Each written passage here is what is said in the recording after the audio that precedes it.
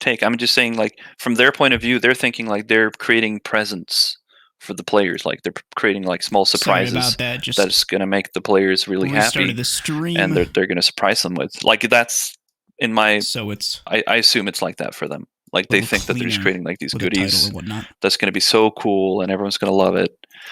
And I think, looking at the reviews. I'm not going to use review bombing because you guys don't like that word, but just I don't think the devs are very happy right now. I think they're sad. They're I think if I was a dev and the game had that review on Steam, I would probably be sad. Like, there's a lot of really negative people posting really negative stuff, and I don't know if sadness is like what you want the devs to feel. No, it should really be. They might feel sad, but it should be a mentality of what can we do to fix this. I know, but then we should be very specific on, and like you're saying, they're stonewalling us, but like I don't know, like maybe the sadness is required. Sorry, Wicca, let's get something straight here. If they're surprised with the backlash, then they really have a problem. I don't know if they're surprised or not. I think the people who are QA they would have known it was going to happen. If there's QA testers here, they would know. I will say that there is. If there was what? Sorry. If there's QA testers here, okay. I will say that there is an unusually large disconnect between the community team and the dev team, where before the dev team was handling a lot of stuff, the community team is handling a lot of stuff. Like I've had, I'm not going to mention names, but there's been devs who I joke about certain things that are said about Bush shooting, and they tell me that they don't know why that was put in there. That was stupid. So just keep in mind that some of the stuff that's put out there to the public is not exactly the feeling of the devs, but there needs to be that disconnect between developer and community manager. Yeah, I mean, maybe also like if you're going to be a dev for a game like this, you kind of have to be kind of weird as well. You know, you can't really be normal. Well, they're Canadians, so I'm still kind of convinced that they're out of touch with the community, that they thought everyone would like this. I'm kind of convinced. Well, that's kind of backed by the fact that we're already saying that they're not involved with the community side. It's all on the players to run the servers and do all of this stuff. They don't know. I don't think they know their player base well enough. I'm convinced they look at an update like this. They look at the Reddit, they looked at the Discord when it was all pro ICO, and they go, "Okay, people want it." And that's the surface level shot. I genuinely think it's the surface level fucking look they had. I feel like that's a bit wrong though, because I feel like they would look at the Reddit and then see any of the amount of comments, positive and negative, and then just ignore it. Well, there were some really deep, because I never played the ICO playtests, but I read all of the Reddit stuff, and there was some really detailed back and forths, and I got a really good idea of what it was like. So they could have just done that and used it, but I think it's beyond that point. It goes back to what we talked about hours ago on Socrates' stream. It's not to be cynical, but I think it was a bit of a money play, freshen things up, get a new player base, and it was 100%. Yeah, definitely. Which again, I don't have a problem with. Like, good for them. Decision. Like, I want this game to continue. That's fine, but at the same time, like as we've already mentioned, and I'll say it again, since there might be new people listening, hopefully having a comp team that's sustained for a long period and a modding scene, that is what keeps the longevity of the game's community. Absolutely. And that's those two things we have not seen, and especially in the past few years. That's why there's so much dislike. It's because we're not feeling like we're listened to. Like the modding community and the comp scene, both those communities sustain a game for a long time, and it's just like mod support is like F all, you know what I mean? Like every time an update comes out, it breaks the mods. The comp scene is like OISC skins. I don't even have my OISC skins, and I was there for it. So, can I just say though, just speaking from Steve Jobs, I don't know. It doesn't sound like marketing has taken over because their communication is pretty trash. So that's speaking in their favor. It's always been that though. Like earlier, you said, like, I may be completely jaded, but you said they're creating content for little presents. And honestly, the only reason I believe they're making content is to keep people saying, but they're making new content to make people like ignore the fact that they have not fixed game-breaking bugs since forever. Things that have existed since the game was like not still in alpha. Yep. That they refuse to fix, that they refuse to optimize. Correct me if I'm wrong, but I recall seeing some screenshot from one of the developers where someone was complaining about optimization and they said get a better PC. Yeah. Was that from Ovi? Yeah, Sounds that about was right. the thing. Yeah, That sheer is a fucking thing. hubris. You remember the moment when there was this update which broke everyone's game? I don't know, it was like a year and a half Version ago. 2.12. And yeah, people started complaining, bro, I have PC for 20,000 euros and I can run every game on 400 FPS and here I am chilling with 10 when somebody's shooting at me. And then the devs were like, yeah, bro, just play another game. Shadows update Fun V2.12. Yeah, Jesus Christ, it was tragic. Yeah, I was when Anvil came out. I had a video card 1070, and it died. It actually like went on fire. Yeah. Anyway, guys, I used to have a fucking 1060, and I remember, I remember getting 100 frames on that on a 1060. That's how much I get on a 2070 and everything now. Like, yeah, don't you guys have phones? I used to play Private Reality with 15 FPS. 15-minute reminder. The FPS counter would show. We are in Socrates Discord. Anyway. If you guys want to join the conversation, please jump in. Say Sorry, your bro, but I piece. had to. No, that's This fine. is a continuation of Socrates, very long. I played it for different reasons. Anyway, guys, thank update you so much conversation. for being nice to me. You guys didn't really have any reason to, and you still did it. So I'm gonna go and sleep now because I got work tomorrow. Have a great day. All right. We're all unemployed, so we don't have Take to. care. And don't worry, we'll be out here all night. We're busy. All I gotta do tomorrow is go and get my food stamps. Hang on, though. You gotta remember, we're going off if our parents tell us that we need to go. True. Yeah. Ooh, that's True, right. true. I'm just waiting for my food stamps.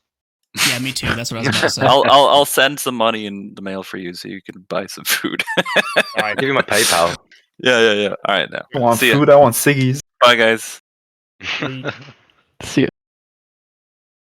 So now that pretty much all the pro ICO people person is gone, what I'm still could pro we ICO, do? by the way. What's that? I'm pro ICO. Okay. Well, I mean, you're. I have a lot of just criticism. Like me. Yeah, but I'm not nearly as strongly against it as everyone else. Of course. I'm gonna be honest. I really do like this update. I think it's the best thing ever because now I can go in my vehicle down the road and I won't get hit by hack hits. Yeah, I love it. True. Yeah, no, Logis don't get I'm now a Vic headshotted. main. I'm a Vic main. Yeah, funny how So many people easy. have suddenly become Vic mains. I can't see the reason why. Yeah, me neither. Oh, I thought a lot of BTRs and labs these days. I mean, Winter knows who I am. Like, it's not that hard. Oh yeah. In them before, and like now it's ridiculous. Like I can't get. Oh, in all games I played Winter or had a BTR or like anything with frag, I haven't gone under 50 to 60 kills. I imagine that. Crack is a very good comp player here. I mean, we all know that. Never mind. I guess I'm talking to nobody, but for the people in stream. So Is he? Yes. Yes, he is. No, I'm. We I won't spark anything. I won't spark anything. Don't worry. We're all civil. We sure he's that good though? So I'm shit. Don't worry what about my it. question was going to be is how can we make this update more amicable to players in general, like comp players, or just how could we fix it? I mean, before we get the whole revert it all, I mean, there are aspects we do enjoy. So how could we Speak fix for it? yourself. Alright, Get man. rid of Ice Drain. Yeah. Jesus Christ, toxic. I actually ADS physically time. Hey, ADS time to play shit. the fucking game for more than 2 hours now. I put it all on my sleeves. I fucking hate this update, and I don't care for any of it. Here, But- you want something that people don't really talk about a massive amount, but it does relate to gunplay. I mentioned this in feedback for the ICO. It was parallax. The Russian optics have a really bad case of parallax, like on the 1P78 and stuff, where if you flick around a bit, you're just going to give yourself motion sickness because Yeah, I feel that. it's like a fisheye lens on the optic, and any person who's ever looked through an optic knows that they barely have any parallax. Like, doesn't matter how old they are, unless they're really shit. And in that case, I would argue that you shouldn't really put them in the game. I had Because My question for you is, I are we literally got comparing nauseous real because life? of that. to in-game, or are we talking saying just in-game parallax is bad? We're talking about in-game parallax is bad. So what I'm saying is, like, even for real-life optics, which they're trying to replicate, right, like the 1P78 or other collimator optics, or even like the the PU one on the Mosin, right? Yep. These optics might have parallax issues in real life, but trying to replicate those in a game is just going to cause your player base to have motion sickness, which I felt sick the other day. I literally nearly threw up on Scorpo. Right. Yeah, because that's Scorpo. That might just be the map. No, it was the scope. I said when I scored, I was like, "What the fuck is this? I feel sick." And a lot of my criticism of the game is that you have on one side of the bar you have like Fortnite, right? You have super gamey arcadey mechanics. On the other end of the spectrum, or on the other end of the bar graph, is realism, as close to realism as possible. Squad took it past realism and took it so real that it's just straight up not fun, and they don't realize that they did that, especially with their optics. We'll see. Even Arma doesn't. Yeah, I was gonna say it's a tough balance because, like, some stuff, the argument for realism basically means, like, for instance, we talk about the gunplay. It's like, this isn't realistic because a real soldier would not be holding his weapon this way. A real soldier would not be handling recoil this way. All these arguments for things being too unrealistic by being too hard. And then at the same time, we have, like, the realism argument, like, these optics, they're unrealistic because, like I said, parallax, or they're too realistic with parallax, and thus you need to, pull those back a bit. It's weird because you've got two different arguments for it being too realistic, and one of them is misrepresented, which is the gunplay.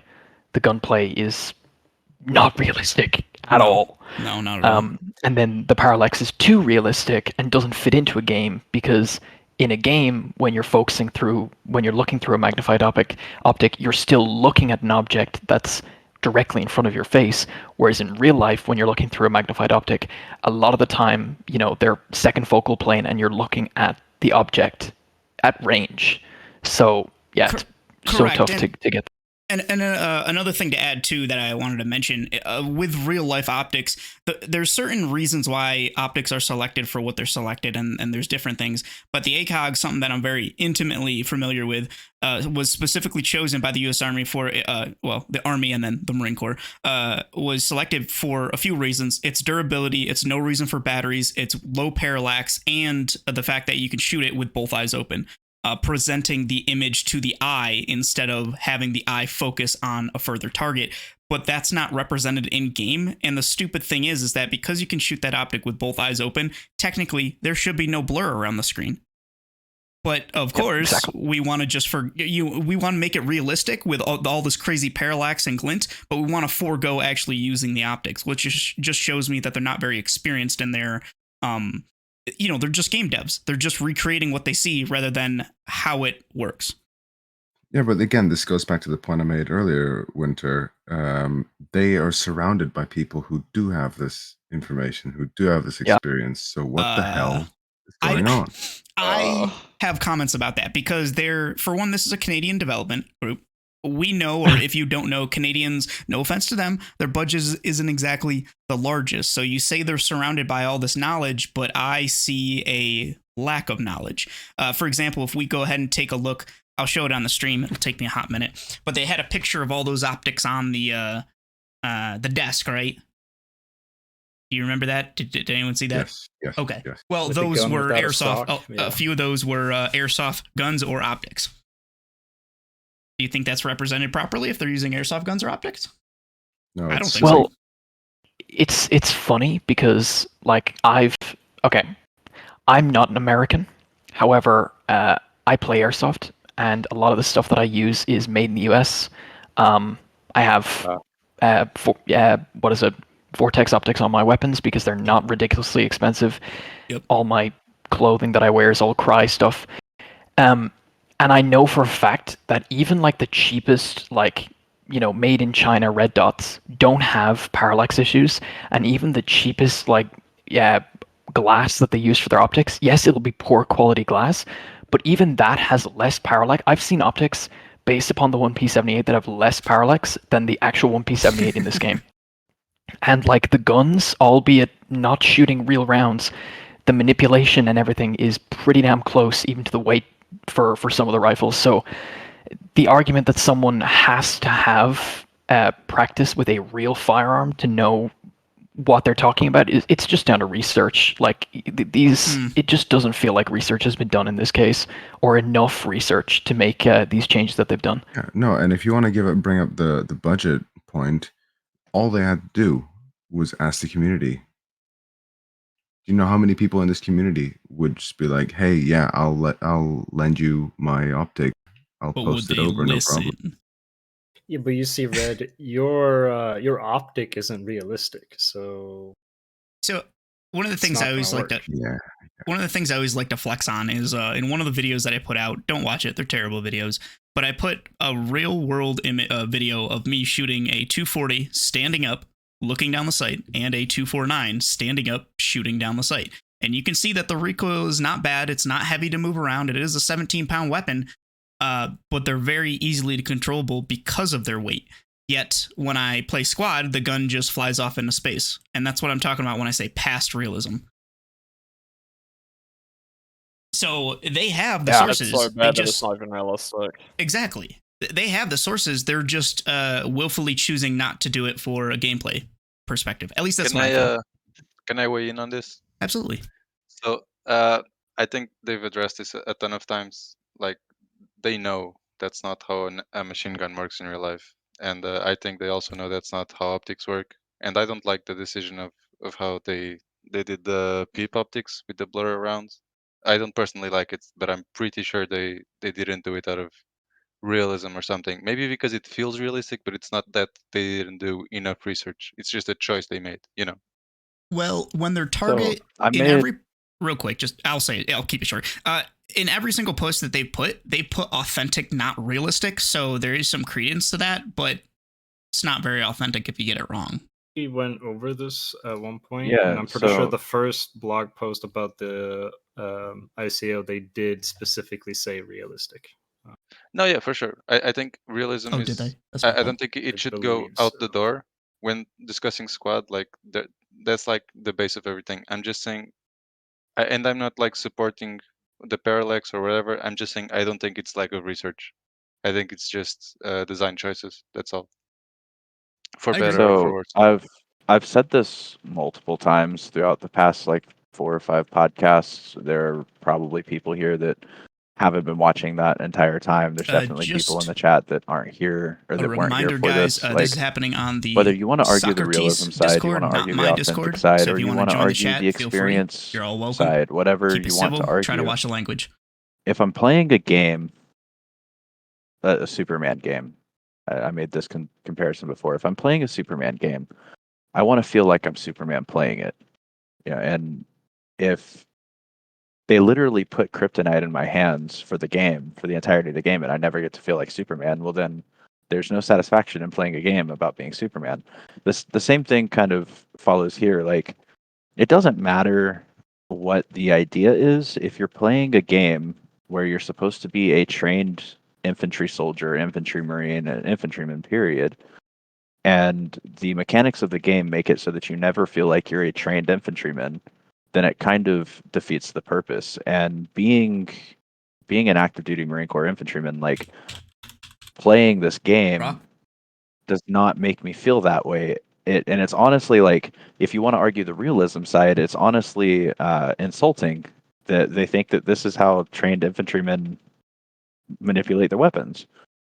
And so Swooper, that's exactly why I say it's past realism, is because it's so unauthentic, it pulls me out of the experience of playing the game casually. Yeah, 100%. It's immersion-breakingly bad. Mm-hmm. I feel like a 14-year-old Congolese fucking child soldier. Yes. Shooting a PKM off the hip. Crack, are you saying Guys, you're not? but I thought the game's supposed to be really immersive now. What? Yes. It feels like you've had hip surgery.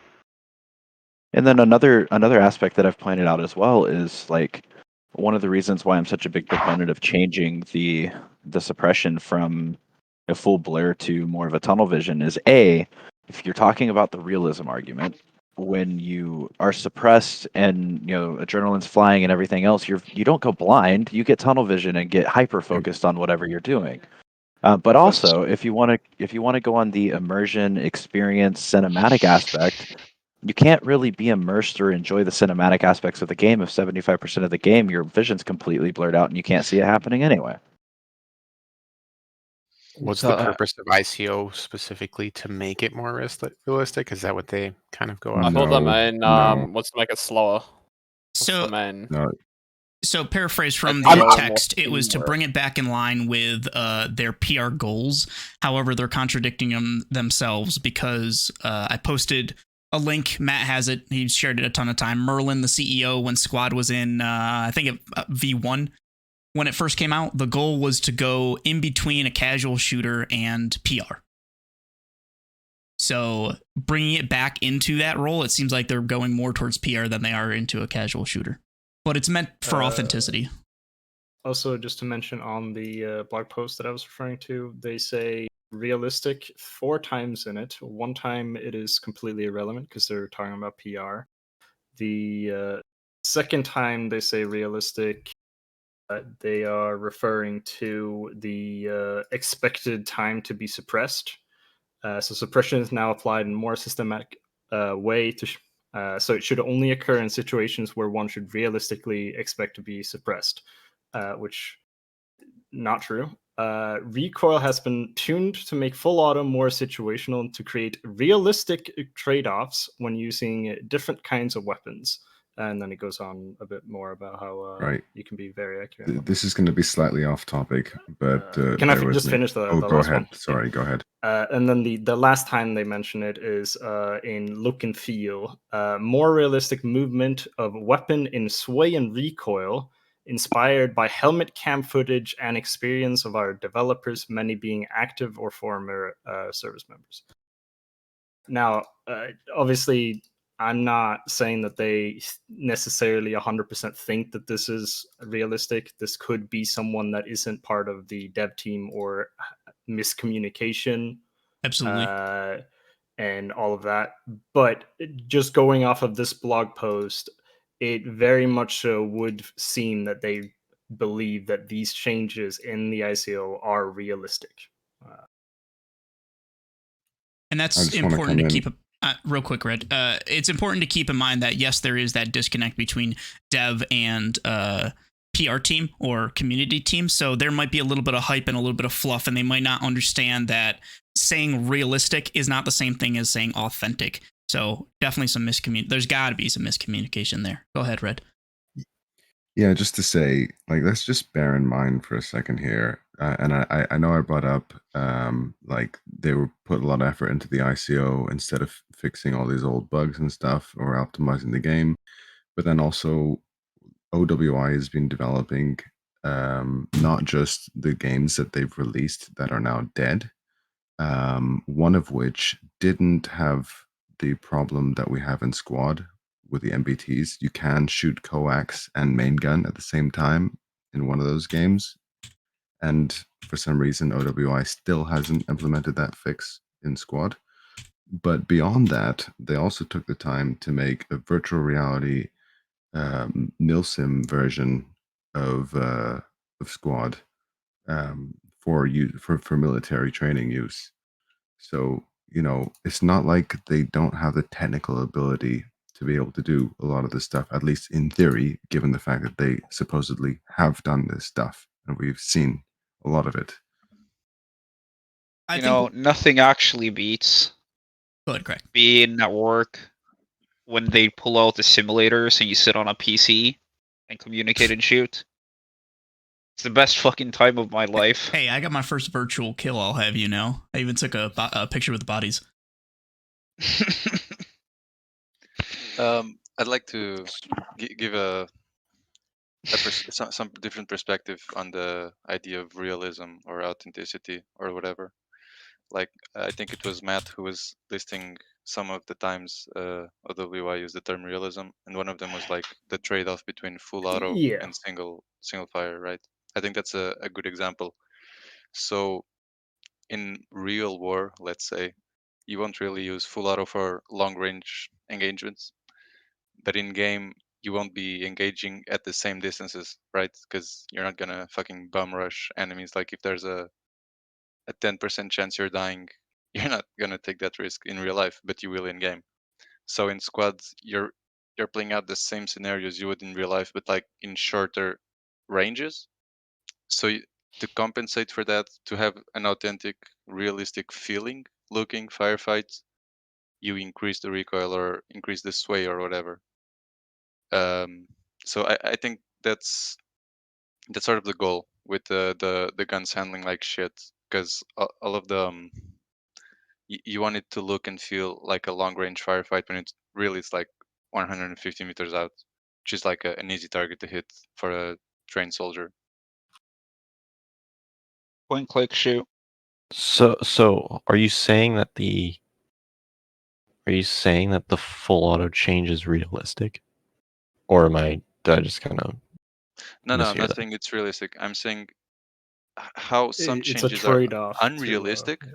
right? Like the changes themselves are unrealistic. Like weapons don't handle like that, or a soldier wouldn't handle a weapon like that. But the resulting gameplay can feel more realistic because you get like you're shooting dudes at 150 meters away, and in real life, like the equivalent firefight would be further away, because in real life people are just more adverse to dying. And that's kind of what I'm thinking that they're trying to do. It's not so much of the realism; it's that they're trying to make a gameplay simulating simulating the realism. It's the problem, and Winners pointed out with that though, is again you get people who have kind of any sort of firearms experience, like even airsoft experience is perfectly fine here because an airsofter should know how to cheek weld to the gun. Like even though there's no real recoil for an airsoft gun, the movements are all the same. And like that's kind of where you get to this point where it's so far past realism. Like they're trying to just make a movie, and it's like, all right, well now you just look like you're emulating Hollywood and not, firearms or anything about the military. Well, it's like the trade-off, right? Precisely. I mean, and I'm going to let you know that I am not for. I'm not for ICO. I'm not pro ICO. But I'm just trying to see their vision as what it is and what it is their underlining goal is.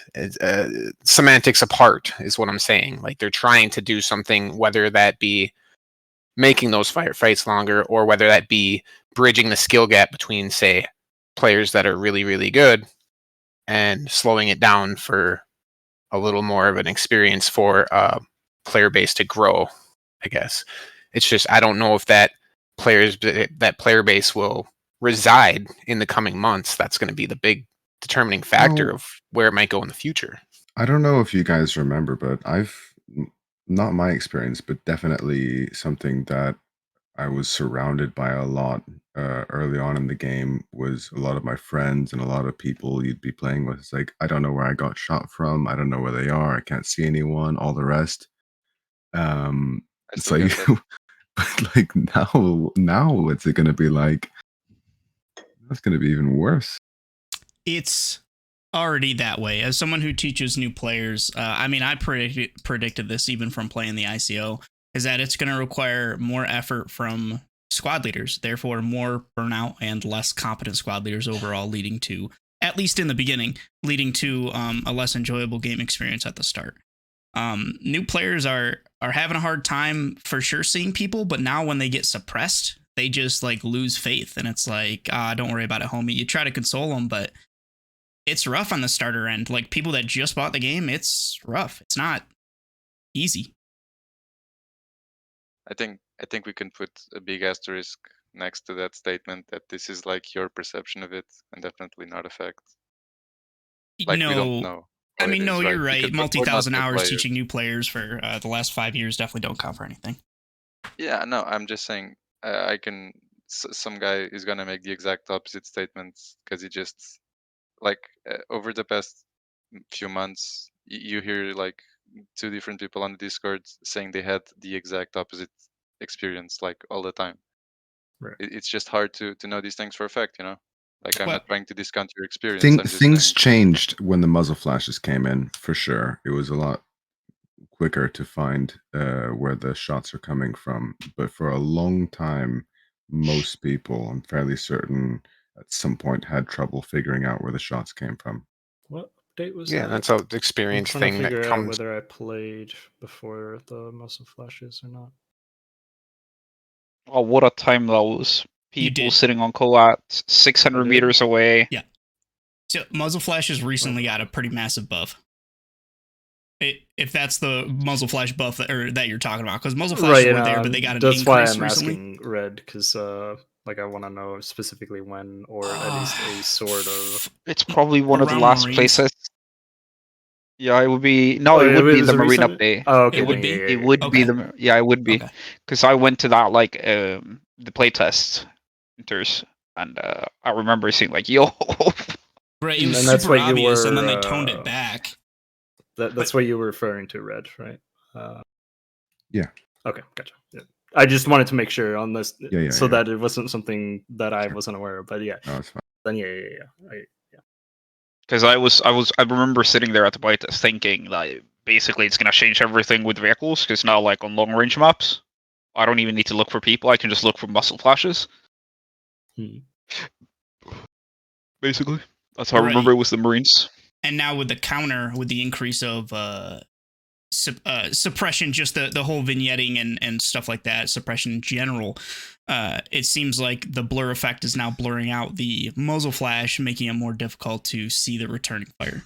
At least for new players, in my experience, Josephig. For everyone, it doesn't matter if you knew or not. I just wanted to get that stipulation.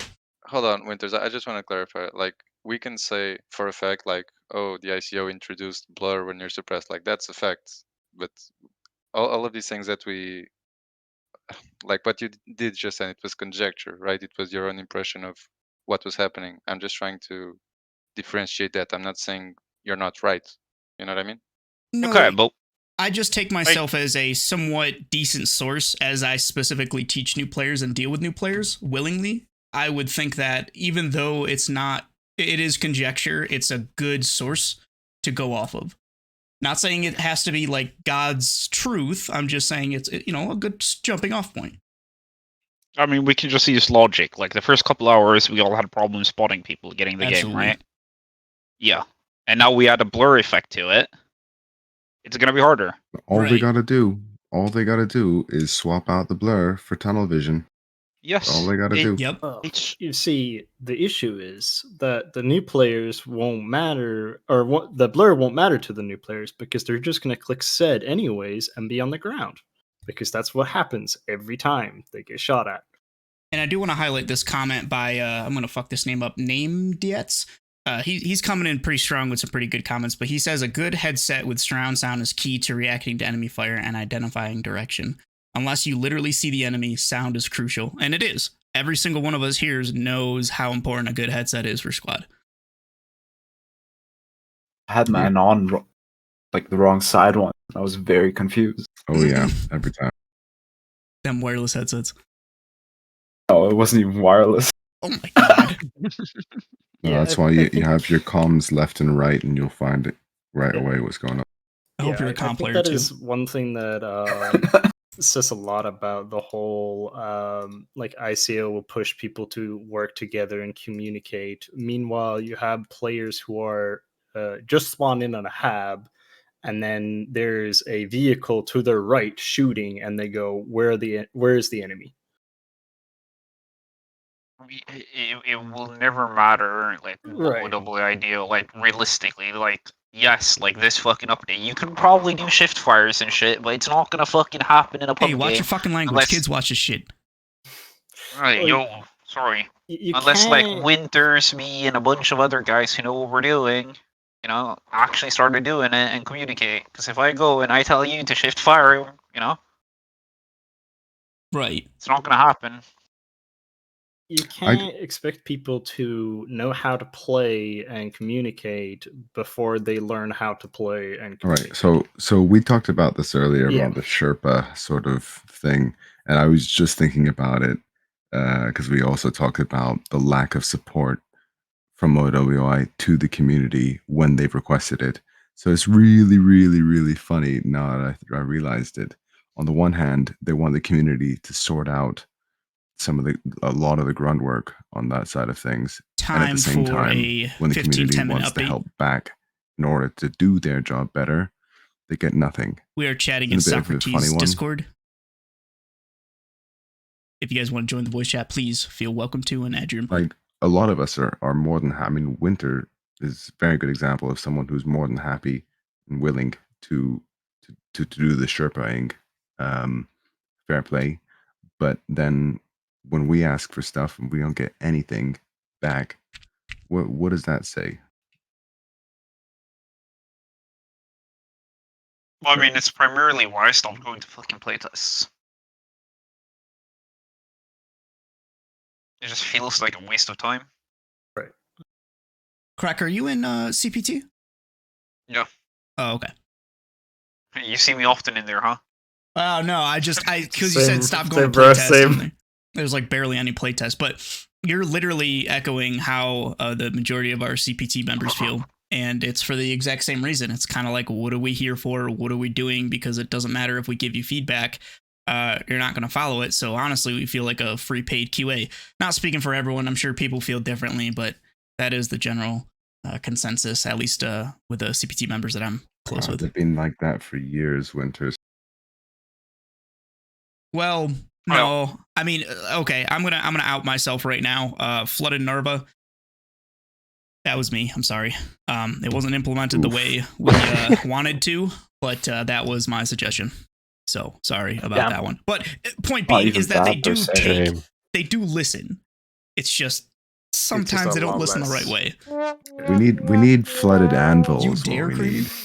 How about we just remove it? Yeah, that sounds good. You leave flooded anvil. I mean, I said a while back, the best thing they could do is spawn 2.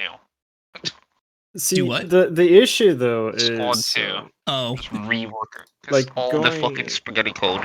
Yes. Like going back to the whole like Sherpa thing and whatnot, it is like obviously we can sit here and like talk about how like it is like impossible basically for the new players to know what they're supposed to do before they learn how to do it, right? And whatnot.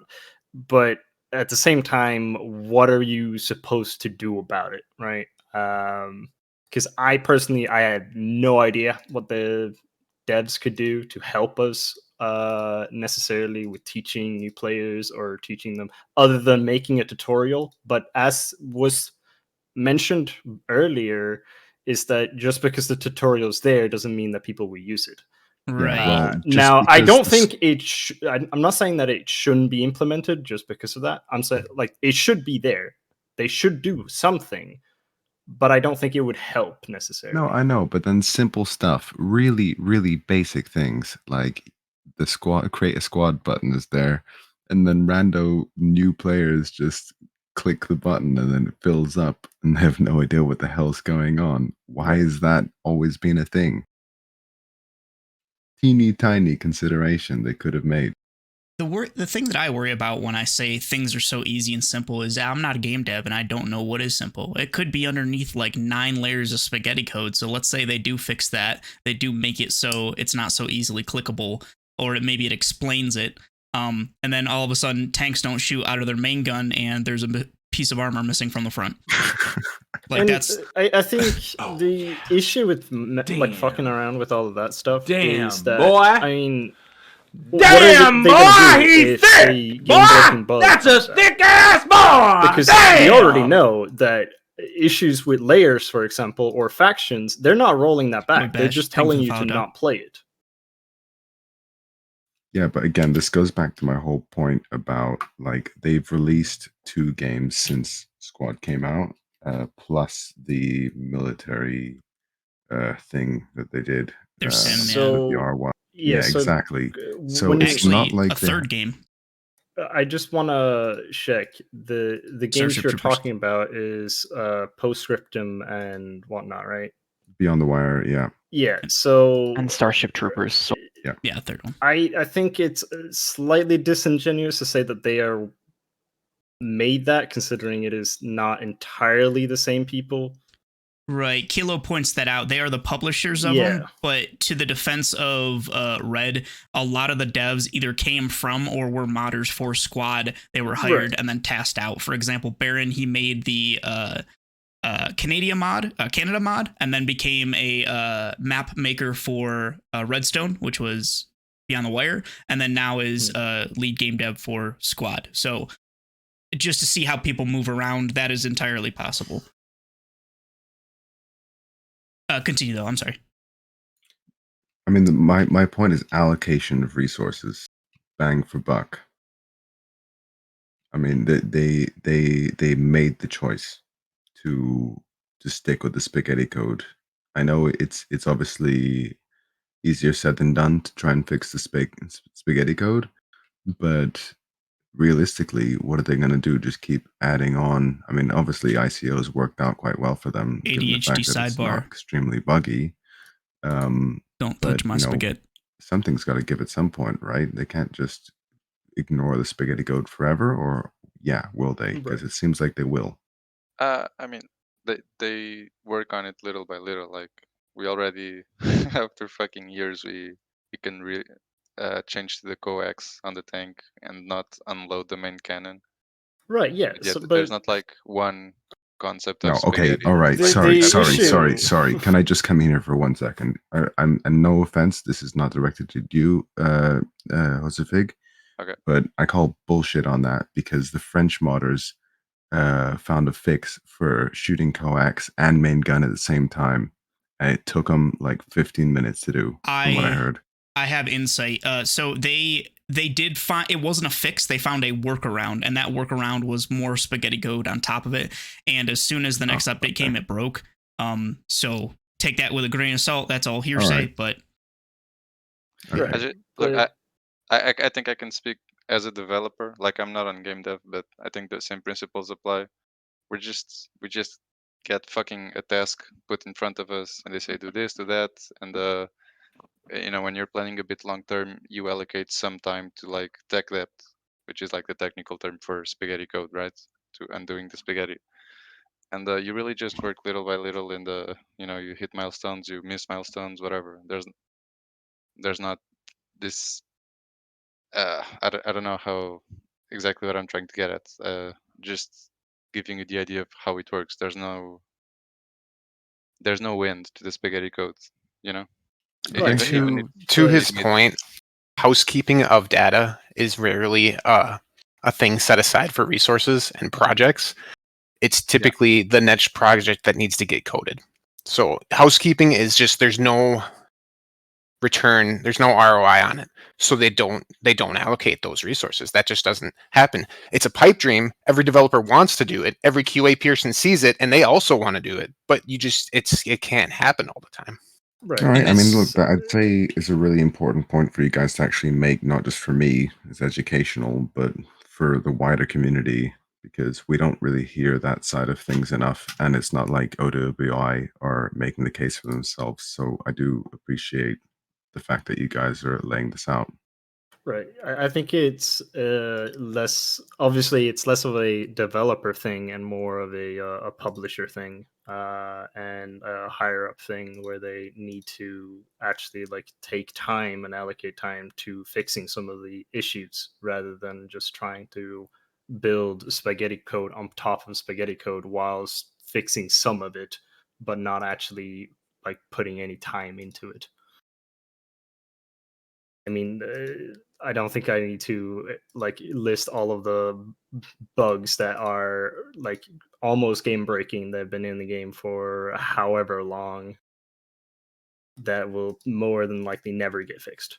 And even if they do get fixed, 2 years later, there's going to be a bug that is very similar that will never get fixed or get fixed after like 10 years. Right. One of the things I want to point out that will almost never get fixed, like confirmed by a dev because it's so woven in, is the shoot a tire out on an 8-wheeled vehicle and it moves as if it doesn't have an engine out. That's because the vehicles are coded to have essentially an open differential, meaning that it's going to put power to that wheel that is constantly spinning. That's probably never going to be fixed. Confirmed by a dev. Like, I am almost confident that the Running Man bug is still in the game. It's just Yes, it a is. lot less consistent, even though they said they fixed it. They said they fixed the Q bug, and that's not fixed.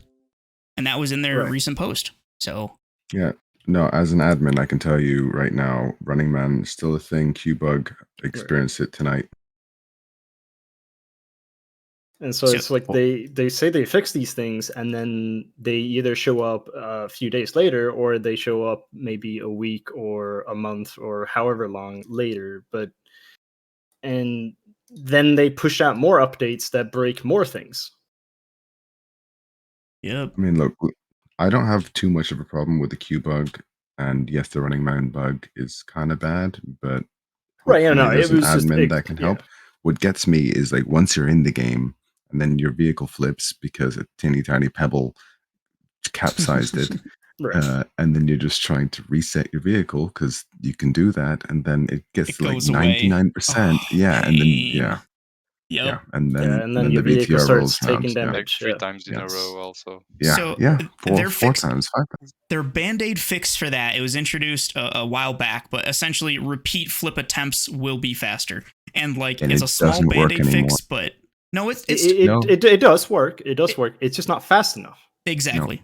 You still have to go through the whole minute process of flipping in the first place, and then it reduces to 45 seconds and then 30 seconds. So it's like, okay. Did they give any insight as to why that is a bug? Is that a netcode thing, or is that something where server tick might be unregistering something that's trying to get sent because you have to hold it? The only insight only insight that I can give is that when a player enters a vehicle as a driver, they become that vehicle. I really can't say any more than that. In the topic of bugs, I think not bugs, just general spaghetti code. I'm pretty sure. I mean, this is totally head lore, right? I don't have any insights. The thing about looking over the iron sights, I am so sure that the devs would love for that to be a toggle, but they can't do it. Well, I mean, they probably could, but they won't. I'm sorry. Because they've got that in mods. Yeah, but what I was going to say is they probably could. It's just they won't because that's another keybind, and they've already said that they don't want to add more keybinds, as they add another keybind to make the squad list show up and disappear. But that's another point.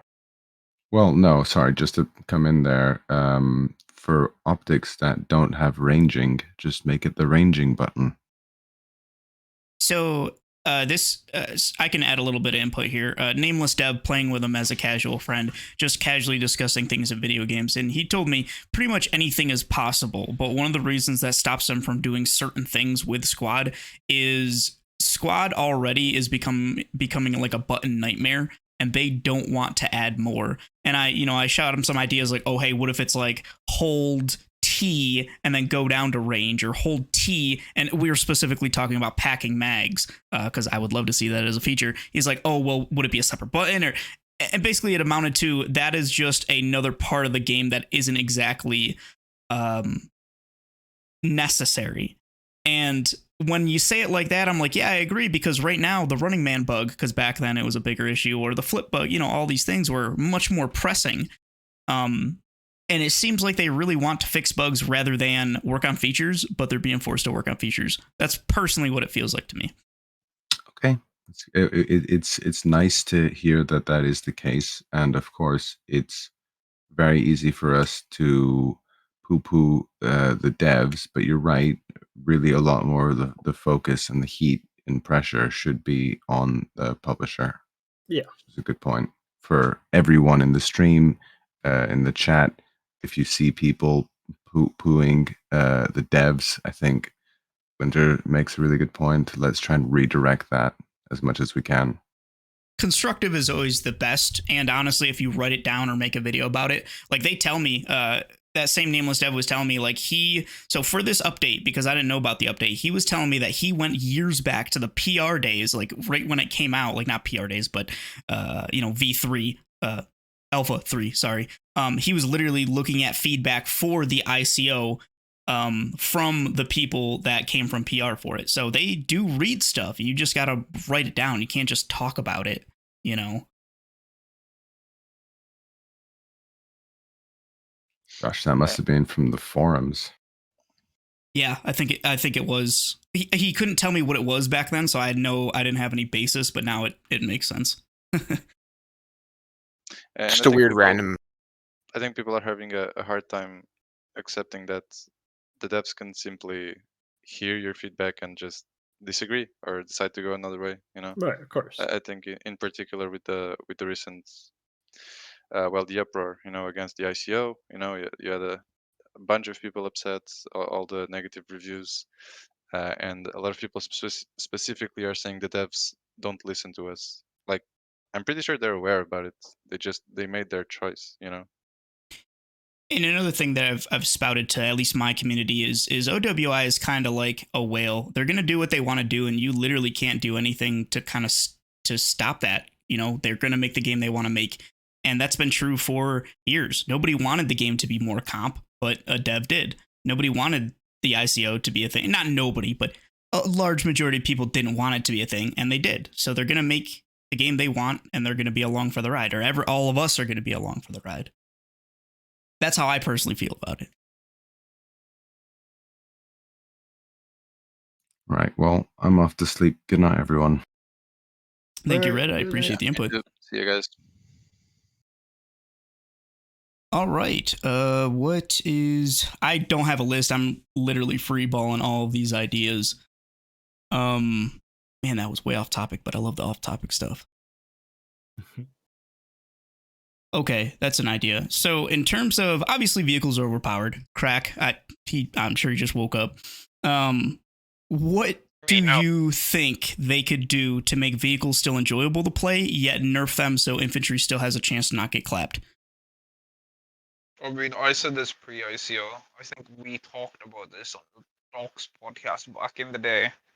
Like, a tank shouldn't be, like, a tank should be a powerful weapon, for example. Or like a Vic in general should be a powerful weapon, but it should also be like a fucking glass cannon.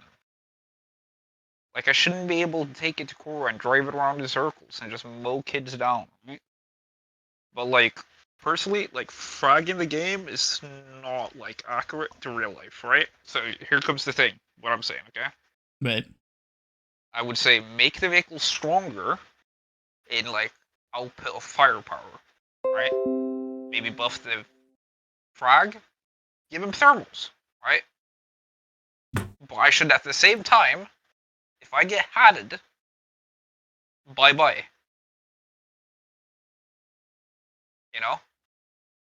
Right. It'd be interesting to see how that plays out. Like, I wouldn't say no to it. I'd rather see how it played out. Because oh, go ahead. I'm sorry. It could be completely busted, or it could play well.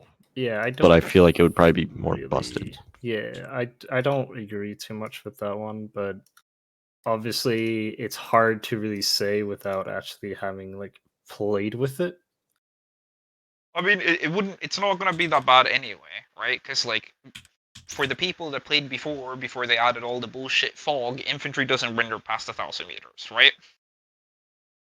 So it wouldn't really affect that anyway, because you wouldn't be able to see infantry, so you can't sit on the top of the hill in Kokan and farm the whole map. You can only see 1,000 meters. But what it would do is to do what the vehicles are supposed to do. Without firepower and their fucking tin cans. Like right now, I take a BTR, I drive it down Korra, and even before the update, I drive it down the road and I won't fucking die. Right.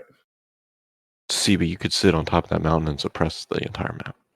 Well, now it doesn't even matter, because I'm still the same, like, can I was before, but now the ATs can't shoot me, so I can just continuously drive down the road. And as long as I keep holding down left click, and shooting shit, I won't die. Their shit's blurry, they need to fucking sit there for 5 seconds before I come, scope up, be ready for me, and also hit. Adding the difficulty for AT to hit, it does make sense to make a slight nerf to the armor just to reward those shots that do hit, just because they're so much more challenging now. So your shots your shots attempted are going to be lower. Your shots made are going to be even lower. So that would balance it. But I'm not sure about the thermals and the frag and everything else. Well, those things would make vehicles more powerful, but we need... I don't want to say we need to decrease them. Obviously, with their intentions, they want to have vehicles be powerful weapons, but how can we make it so infantry just is having a better time? I mean, I'm just stuck in between trying to explain what I'm talking about because, like, yes, infantry should be clapped by a vehicle. A vehicle is a scary thing. Oh, you know what? I actually just remembered. ADHD brain. Someone mentioned that vehicles, AT weapons having a penetrating effect, possibly killing the gunner or driver. I love that idea. If you have the time to set up a shot like that to take out a driver, I mean, that's pretty damaging in its own right, because who's going to take the driver? The gunner. Then the gunner can't gun. He has to RTB, or you would assume they would do that. I'm not a comp player. I don't know what I would do in that situation. But what do you guys think about nerfing the vehicle in some way? Like killing crew? Correct. Won't do shit. It will literally do nothing in normal pub play. Really, in normal not comp? Okay. Yeah, in normal comp. Well, what's gonna happen? I'm just gonna press F1. I'm now in the driver's seat. I drive down the road and I've been hit, so I need to repair the vehicle anyway. I go back to the rep station. Driver spawns in, goes to the vehicle. It just creates hassle. Yeah, but that is time you are spending not shooting, right? And that is an objective too. That's a win for. Yeah. Yes, but the same thing happens anyway, because you just lauded me. I'm in an APC. I'm now at 75% HP. If I get hit by a hat, I'm dead. Right? So what's going to end up happening is I still drive to the rep. And if it's a hat, it's the same thing. Drive to the rep station. It's true. Right, and I have a hard time not interjecting like realistic effects. So a hat being a tandem penetrator, it explodes the ERA, goes inside, and then explodes on the inside, or a hot jet goes on the inside, essentially killing both the gunner and the driver. Now the vehicle can RTB. Or, what if I'm trying to think, like, for an example, if you got a good shot in a Bradley, you'd be able to kill the driver and gunner with just the perfect shot. I'm just coming up with ideas that can buff infantry against vehicles and make vehicles, taking out vehicles, much more of a skill rather than a point shoot, make damage happen. If you the Bradley already exists winters. If you hit the right area with a tandem, you can rock it with a hot kit. You can one-shot it. Yeah, no, I know. I know that stuff exists because it's there's a lot of crazy stuff, especially when you have friends in the SDK. The Challenger 2, the Woodland version, you can actually kill it with a 50 cal. Yep.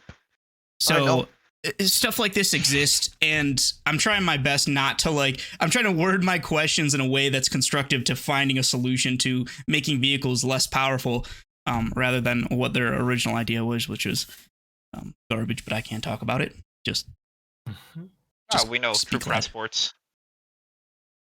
But glorified fucking lodges. What's that? Glorified lodges or troop transports. What do you mean? Wasn't that the plan for them back in the day? I don't know about back in the day. I'm just saying a nerf to the vehicle that would have came to the ICO. I don't think, like, vehicle in its current state, there's not really. They should just, release vehicle impact damage and ruin the entire game, so nothing is fun anymore. Facts. That's also a big thing, that I can't drive through a fence. It's on the roadmap. But the roadmap has never meant anything. I know, but it's on the roadmap, so surely it should be implemented. We had a talk at this during the roundtable after OISC 2, and we were talking about it. We were basically saying, like, it's gonna be stupid. Like, I'm in a tank. If I hit a tree, the tree falls over. Right. No, I mean it's like Red was mentioning, like you hit the tiniest little rock and your BTR just starts spinning and flipping and then hitting a tree and then you explode. That's essentially what the impact damage will be. Yeah, well, it was gonna create hull damage, right? It was the whole plan about it. Yeah, I know, but like you're moving constantly, hitting shit. So right, it definitely would make going through trees a big deal, but I don't think it would have exploded that bad. No, what I'm saying is like if it hits a rock and flies off, because I'm pretty sure we've all seen vehicles just fly up into the air like 40 to 50 feet and then just spinning like crazy and then landing down and tumbling. Because that just happens for some reason. Right, and with that, I mean, we're kind of going off of the ICO, but another thing that they were adding or talking about adding in that same aspect was pedestrian damage, running people over and then causing damage to the people that you hit. I see that as a good thing, and I see that as a bad thing. I see the amount of team kills. I run everyone over, so I don't like it. It's like when you're sitting in a tank, the puppy has to go in front of the barrel. Right. Yeah. Hey, watch out. There's overpressure. What's overpressure? Dies. Boom. Well, it shouldn't instantly kill you. It should do maybe a little bit of damage. At least to disincentivize people from jumping in front. Like running over people, maybe it doesn't like immediately kill you, but maybe it just does like, I don't know, 25% of your health or lower. I see that as a debuff to armor, but I kind of like it. See it as a hassle. Yeah, well, I mean, I don't know. I mean, we kind of all do it anyways. Maybe not so much you, Crack, but me, I try not to run people over, but at the same time, get a few beers in me, and I'm running an entire squad over in the middle of a firefight. I'm running every. If you walk in the road, you're free game. Oh no, I'll drive out of my way to run people over, especially marksmen. So I'm that toxic. I have the same philosophy. Just like if you're not getting out of the way, I'm gonna fucking run you over. I don't care. But I mean, it's just funny seeing people go into space. That's true. That's the problem I was about to mention. Like, sometimes just send people into the stratosphere or underneath. They'll go born descend to Earth or something. Like, there's got to be some incentive to not have that happen some of the time. Yeah, no, definitely. There's a lot that squad needs to change, and I think we will see a lot of those changes come soon. Maybe soon is in 3 years. That is not high on my list as far as changes go. 3 weeks for me. So it's kind of off topic, but I see we're kind of running out of ideas. People are getting tired, and that's okay. Turkish faction. What do you guys think? I feel to a certain extent MEA, at least with the G3 in that sense, is already relatively close to the Turkish faction. I feel at least in a historical sense. I mean, what, you're gonna put Leo 4 in there and like a new drone? I don't really see like what's necessarily going to be new. Oh, well, they might. We get the M60 AMBT, I promise you. Oh, definitely. Hope it's. I mean, if you're going to put in the Turkish, you're gonna have to put in the Greek. Yeah, we'll see. I was thinking they were going to put in like an Armenian side and just make them civilians so they can Greek subfaction. I mean, it's probably a good idea when they let me into NATO. I personally like it because if you're thinking about it, what other factions are ready to come out? Obviously the French, obviously the German, because there's 2 mod teams that have that. But those are all NATO. Those can never be considered an enemy because they're such good friends with, just NATO in general. But Turkey is a NATO ally, kind of teetering on the edge. And I could see them being both Red 4 and Blue 4, which unfortunately increases the amount of layers that they have to update, which seems like they're just making more work for themselves. But I see it as an overall good thing. I mean, more factions is always good, in my opinion. It's more basic content that doesn't change the entire game. Right, that no one can really be mad about. I mean, I agree. But at the same time, when you start looking at all 4 factions, they're all using the same fucking shit. Right. I don't know. I think they just have to bite the bullet and have more blue on blue layers. What's the problem with that? I want war in Europe. That's what I want. I genuinely don't understand what the problem with that even is. Like, as long as you're not... It kills the immersion. I have insight on that. So, essentially, basically, because it is a war game, they don't want to show allies going against allies. And when Baron, who's the one who made the U.S. versus Canada layers, basically their lore reason behind it is it's a simulated war game. And my idea is, well, if that's a simulated war game, why can't there be more? Like, why can't I fight other ones? And I honestly never got an answer. I would assume it's because the vehicles just aren't ready for it. Like they don't have a counter. Like for the red 4 teams, there's an obvious counter for everything that's on the blue 4 teams. But if you have blue 4 versus blue 4, it's like, all right, what is going to counter a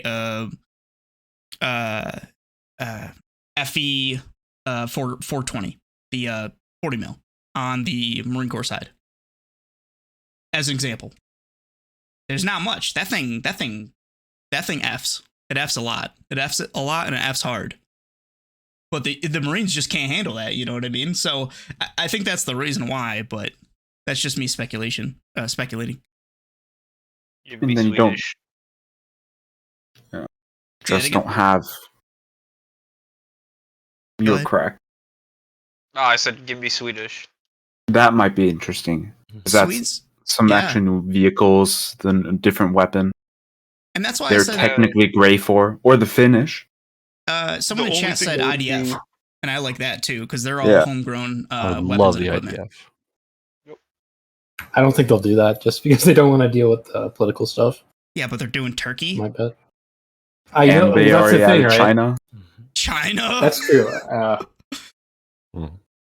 So I think we know why they added China. Yeah. What? No. You mean they want more money? Possibly be talking about. Why? Just put US versus UK factions, but mod in everyone to have a Mosin. And then we can recreate. Yeah, I don't know. Personally, I just find the formula of like red 4 and blue 4 having to be like forced through layers to be really stupid.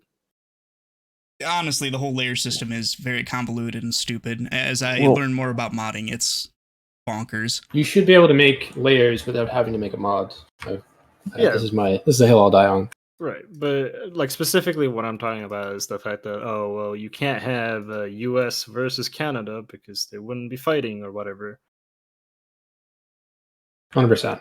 And I think there's plenty of reason to go to war with the British, for example. Or any of the other NATO factions fighting against each other. Like, sure, I mean, I get why there isn't like that, but I think it's stupid. Agreed. I mean, at one point they were working on a layer overhaul.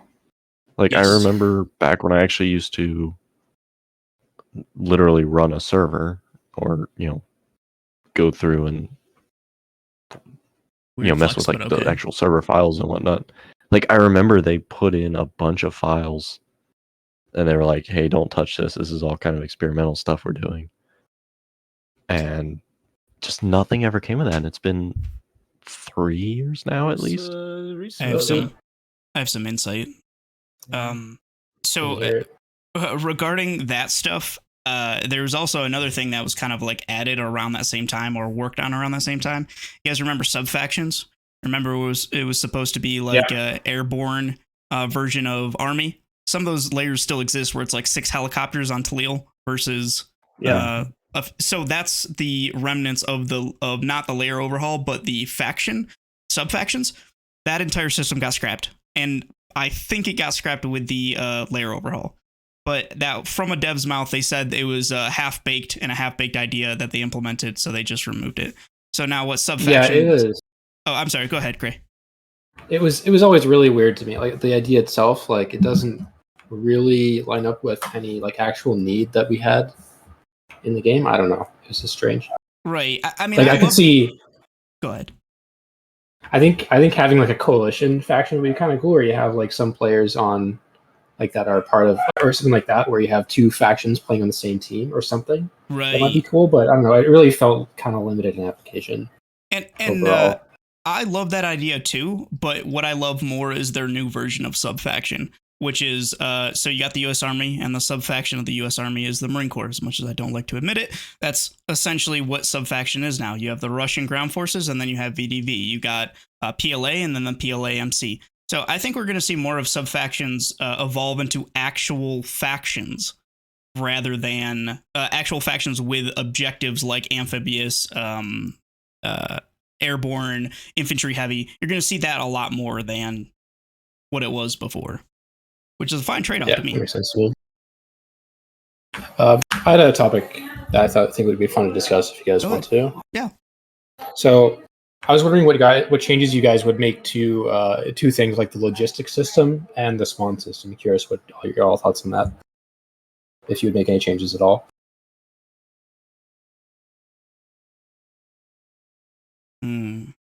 Logistics, I don't think I would really change too much because it's like, even though it's quote unquote simple, it's already complicated enough for new players. I like the idea of crates from PR. So, like, let's say you would go to an objective with a Logi truck. The Logi truck could drop the crate, and then someone could unload that crate, or unload supplies from that crate instead of the Logi truck, so it doesn't just have to sit there. I like that idea. That's me. My personal pipe dream is like an entity-based logistics system, not for all items, but for like large deployables like mortars, tows, habs. They're an actual like distinct item that you load up into a truck and unload. That's like, and then it wouldn't necessarily have to be tied to like the current fob system in that way. Yeah, that's what I would do. But. So a side idea that I really like. So get rid of transport trucks. Have all transport trucks be Logi trucks. The more you fill up supplies, the less people you can load into it. I like that idea. Yeah, and have like other vehicles like Humvees be able to take some supply. Right, and I think about it realistically, right? And how many times that I've had just shit thrown in, stuff thrown in my Humvee just to transport it because we need to, like boxes of food, stuff like that. Because Humvees in real life are multi-purpose. They're not just, doesn't matter if it's got a gun on it, it can still carry supplies. But that's me thinking realistically, not so much video game wise. Yeah. The thing is with all this is that in order to implement this, you would probably have to also pair it with a dedicated logistics like role. So that's like a whole other can of worms. But I don't know, probably the more interesting topic is the spawn system. Yeah, to branch off of that, when you say logistics, I also think, bodies is a means of logistics. Bodies need to be happening too. Do we bring back smaller radiuses for fobs? I mean, I'm not trying to say let's go plant fobs everywhere like it used to be, but now that we can't have the stamina, there's a lot of walking and a lot of running sometimes. I know it shouldn't always happen, but like experienced players are going to put fobs in good places. Public's going to put them in I'm going to walk forever. Hot take. The only thing that I could like think of without like going into like in-depth thinking about it, and I'm speaking sort of pre ICO and post ICO because I'm not a fan of the update, so I probably won't be playing it very much at all. But some sort of distinction between a normal fob and a tow/mortar fob, specifically, at least going into like spawning, because the amount of times where one squad goes off and puts a mortar fob or a tow fob and they put down a hab and then blueberries start spawning on it for no reason, and so suddenly you have like 2 squads worth of people off in the middle of nowhere doing nothing because someone put a tow down and then a hab so they could respawn, is incredibly frustrating during pop games. That's a great idea, but I mean, you'd also have to change that radius, right? Yeah, like obviously the issue would be there'd be issues like, okay, well, how do you differentiate? Like, is it that you can't put a hab on it, or is it like a rally that is part of the radio, or like stuff like that as well? But something to that degree. Yeah, I guess one thing I can say about like the idea of having separate, like having like distinct entities for like deployables, is that it makes it so like you have to be much more deliberate about how you plan out like where various assets are going to go, and you get a limited amount of them, and that's like a way you can balance things. So it might make way less sense to build a hab on like a mortar dedicated fob because we only have a set amount of habs, for example. And it provides a means of balancing deployables because currently Like you could have these deployables work like vehicles, where if you destroy them, they go on cooldown. So that would mean like when you destroy a tow as a vehicle squad, that you know that tow is dead and it's not coming back for a set amount of time, just like a vehicle would. And to me, like that'd be pretty big. Same with mortars. Like it's really hard to balance those two assets because like if you shoot down a tow, you can't guarantee that tow is not going to be there when you come back like 2 minutes later to like go resupply or whatever.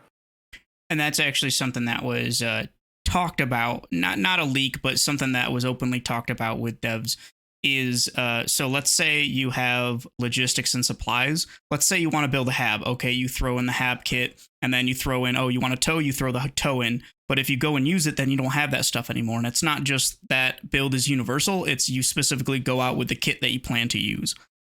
I don't know how I feel about that idea. I think it sounds fun, but I think I'm going to hate it if it gets implemented.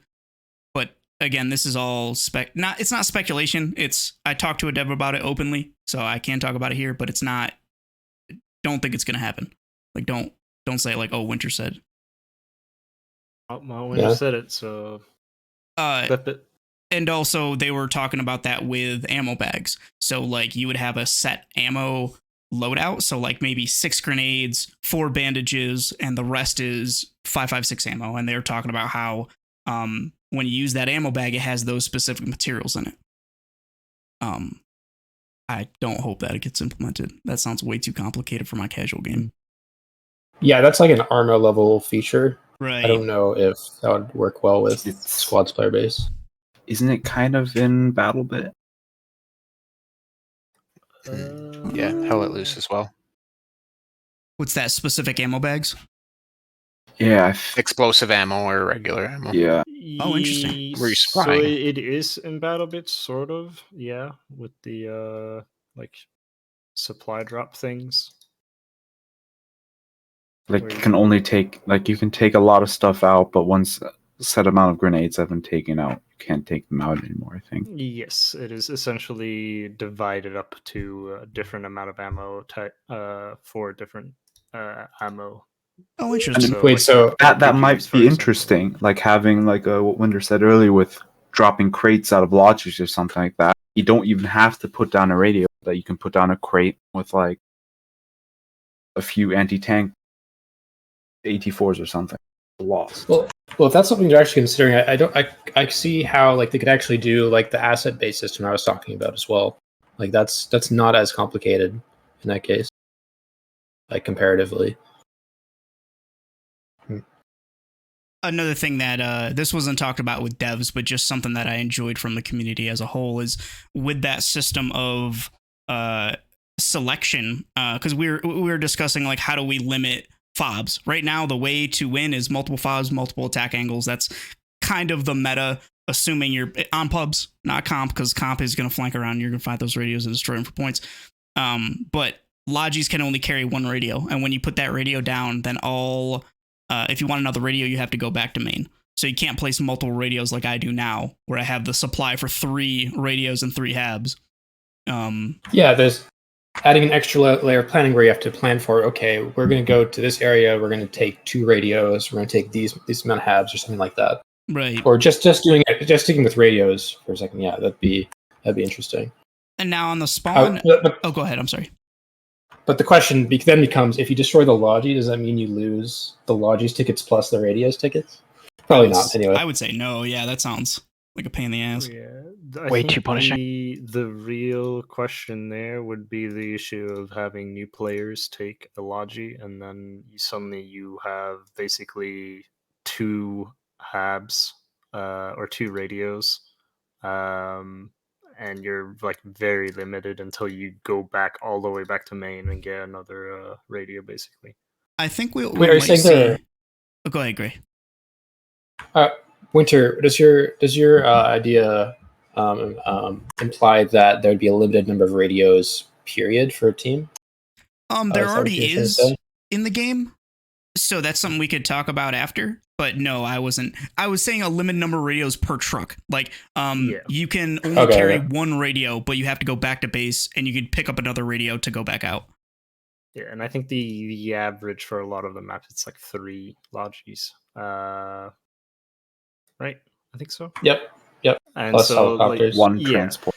Yeah, and so you would end up, let's say, a complete noob takes one of the lodges, and then you have two other lodges. Now you're essentially one radio down until either one of those two that actually know what they're doing return with their logi after placing one radio, go back to main, and then returning, essentially. I think we might. Yeah, I mean, you kind of still is right now, because obviously you would still have that person with a logi, but you can also just go there and place one, or someone else can do it. Right. I think what we might see is a tonal shift in how we play the game in general. So just like when Dead was reintroduced, or I guess the 1920s mode, as I call it, where you get revived and you have to get healed to 75% or full before you get out of it. We saw that medics become less of a new player role and more of a should kind of know what you're doing. I mean, at least for me, I usually say take rifleman first and then go to medic. But I think what we'll see with logis is, hey, don't touch that. Don't let a noob drive it, because we need to have someone who knows what they're doing take it. But I could be wrong. Just a thought. Right. Yeah. But I feel like the issue there is then you would have to micromanage the other squads, which you could argue, okay, well, that creates more teamwork. But is that really teamwork if you are micromanaging another squad? Let's say you are not the commander. More communication, yay. And you're micromanaging your squad and someone else's squad. Is that different from squad right now? I mean, not really. Not really, but like, it's more micromanaging. Right, and that's I think right. That's more stress on a squad leader. Go ahead, Gray. Yeah. I think inevitably, if you're going to do much more with the logistics system, it's kind of hard to get the layer of complexity where if you would do anything more to it, you'd probably want like dedicated players to be dealing with this stuff and have SLs be able to focus on their shit. Right. So I think what you would end up doing is have like a dedicated logistics squad or something similar, or squads. Which some people do now. It's not valid, but they do that. Yeah, it's just also bad. just heli pilots. I mean, like coming from I have like 800 hours of heli flying from whatever total 1800, 1900 hours. Helis fulfill that job pretty damn good, but it's just, I don't know. I haven't been playing as much helis ever since like desyncing got really bad, because it becomes extremely painful to deal with, constantly having to reset the heli. I had a game where I desynced twice, and both times I desynced upside down. So as soon as I switched to a door gun to reset the desync, I fell to the ground dead. Have you played recently? Not fun to deal with. I played, I mean, when was the last time I played? I played on the day of the ICO. I played a single game and then uninstalled. Okay, so but before that, I played the day before. Surprisingly, right before the V6 update came out, V5 I don't know, what is it, 4.3 actually came up with an update that fixed a lot of the TPS, or the desync issues, as you call them, for a lot of servers. It didn't get perfect. It didn't get back to pre-Marine level, because I think the Marine update is fucked it up, but it got much, much better in terms of desync. Now I think it's... I don't have too much experience in the ICO. Anyone want to weigh in how helos... Do you see helos glitching across the map? I can weigh in. So the TPS updates in 5.3, or the latest update, definitely improved TPS across the board. I admin for TechTrig, and we noticed we were already running on basically we got a god tier rig around the same time as the TPS shit itself. You got the 13? The 1390? Oh, the 13900, yeah. Oh, yeah, exactly. Sick. It's beautiful.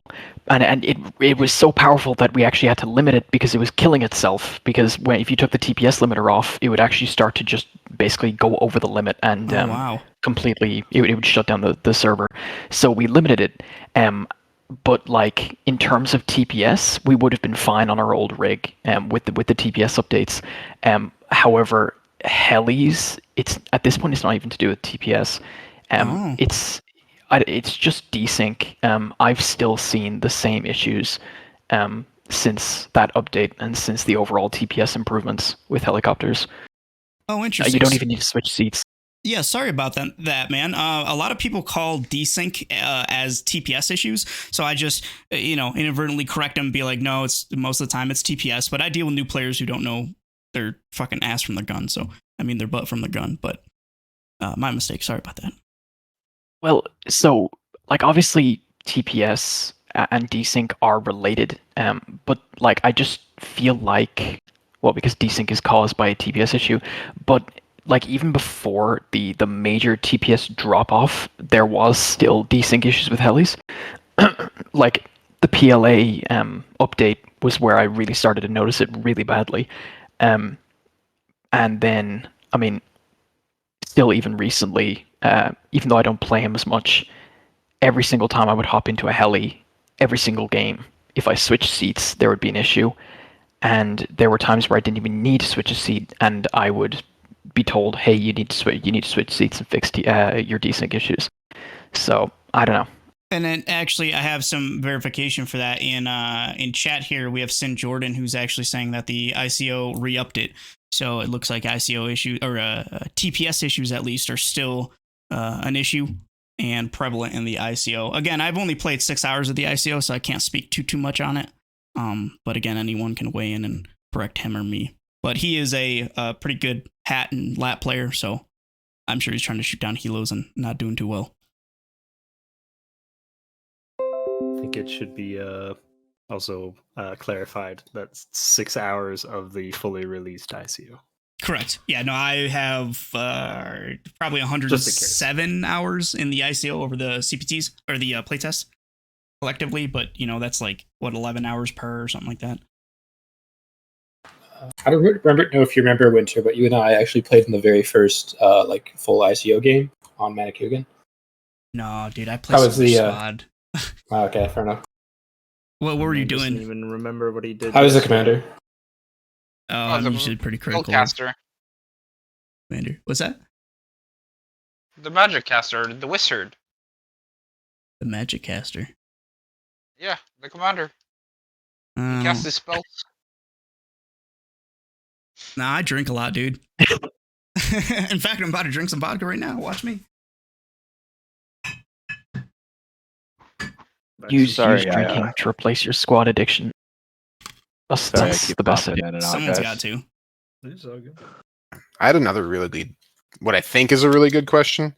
With the ICO, I believe it's an attempt to rejuvenate the game, right? And it's also an attempt, in my eyes, I don't know if they've ever said this anywhere, but I feel like it's trying to dampen the skill gap a little bit. But aside from those, take those with this next question.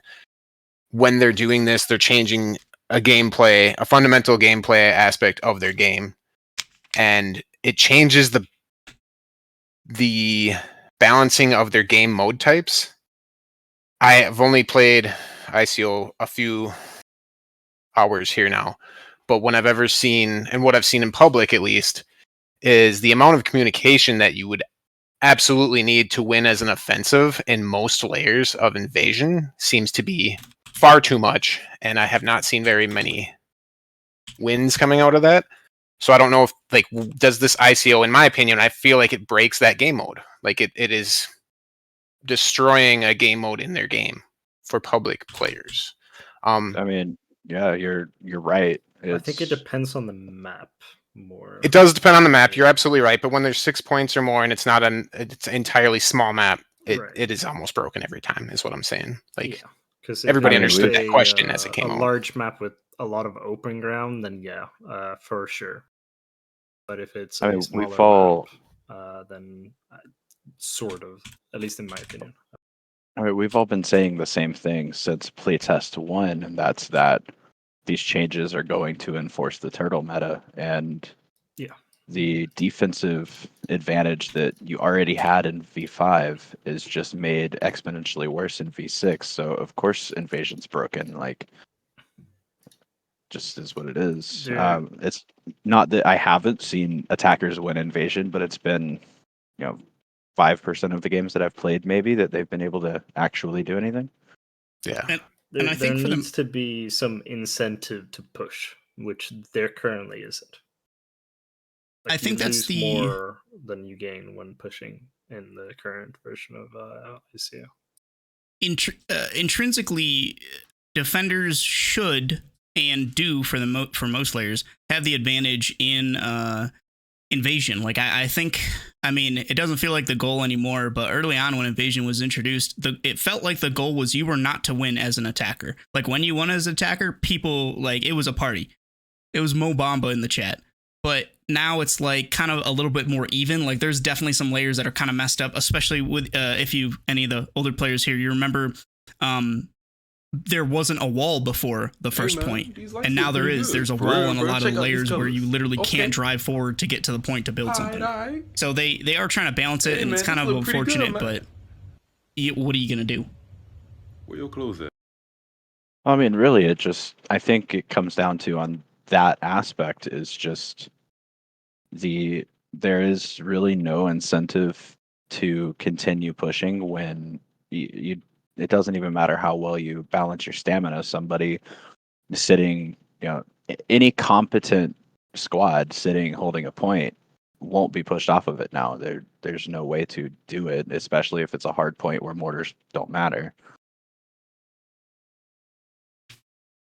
I think just a lot of people are, because a lot of the times when I lose an invasion game, it's because people don't do what they need to do on an invasion. And it's easy to say don't do what they need to do. We all know what we do. We push the first point, no questions asked, all supplies, all vehicles, no questions asked. And you know when it fails is when people don't push everything there. When someone makes a back hab, when we split our defenses, that's when things don't work well. And I think the experience of squad players is turned to where we know what we should be doing, and that's partly the reason why attacks are failing now, more than they were back then. But I think that's just a small part of it. That and there's just not enough time. You can plan, you can get the communication, and it's still to execute that. And that's a good thing. Way too long. That's a good thing to bring up. One of the things that one of the small changes that I would make to squad is I would increase the end game screen time. I know a lot of people don't agree with that one, just more mic spam, but also increase the staging phase, because the staging phase is only like 2 minutes, but I have to, get a squad together, get my vehicle, claim it, put a mark down. And sometimes I don't have time for all that. And new players, they definitely don't have time for all that. So the game basically just starts right away. I mean, how do you guys feel about timers like that? Or I mean, it would be a better. I think there should be a ready up mechanic where, like, if all the squads are ready to go, they click a button, they vote to say, okay, let's start. And if not, there's some default reasonably long time, or maybe you can vote for an extension if that's too much on average. Longer game start times. Vote for an extension is better, because then the other option means that anyone who's AFK is now screwing their team. Yeah. Right. Yeah. Right. Also, you got people who troll. That's a problem.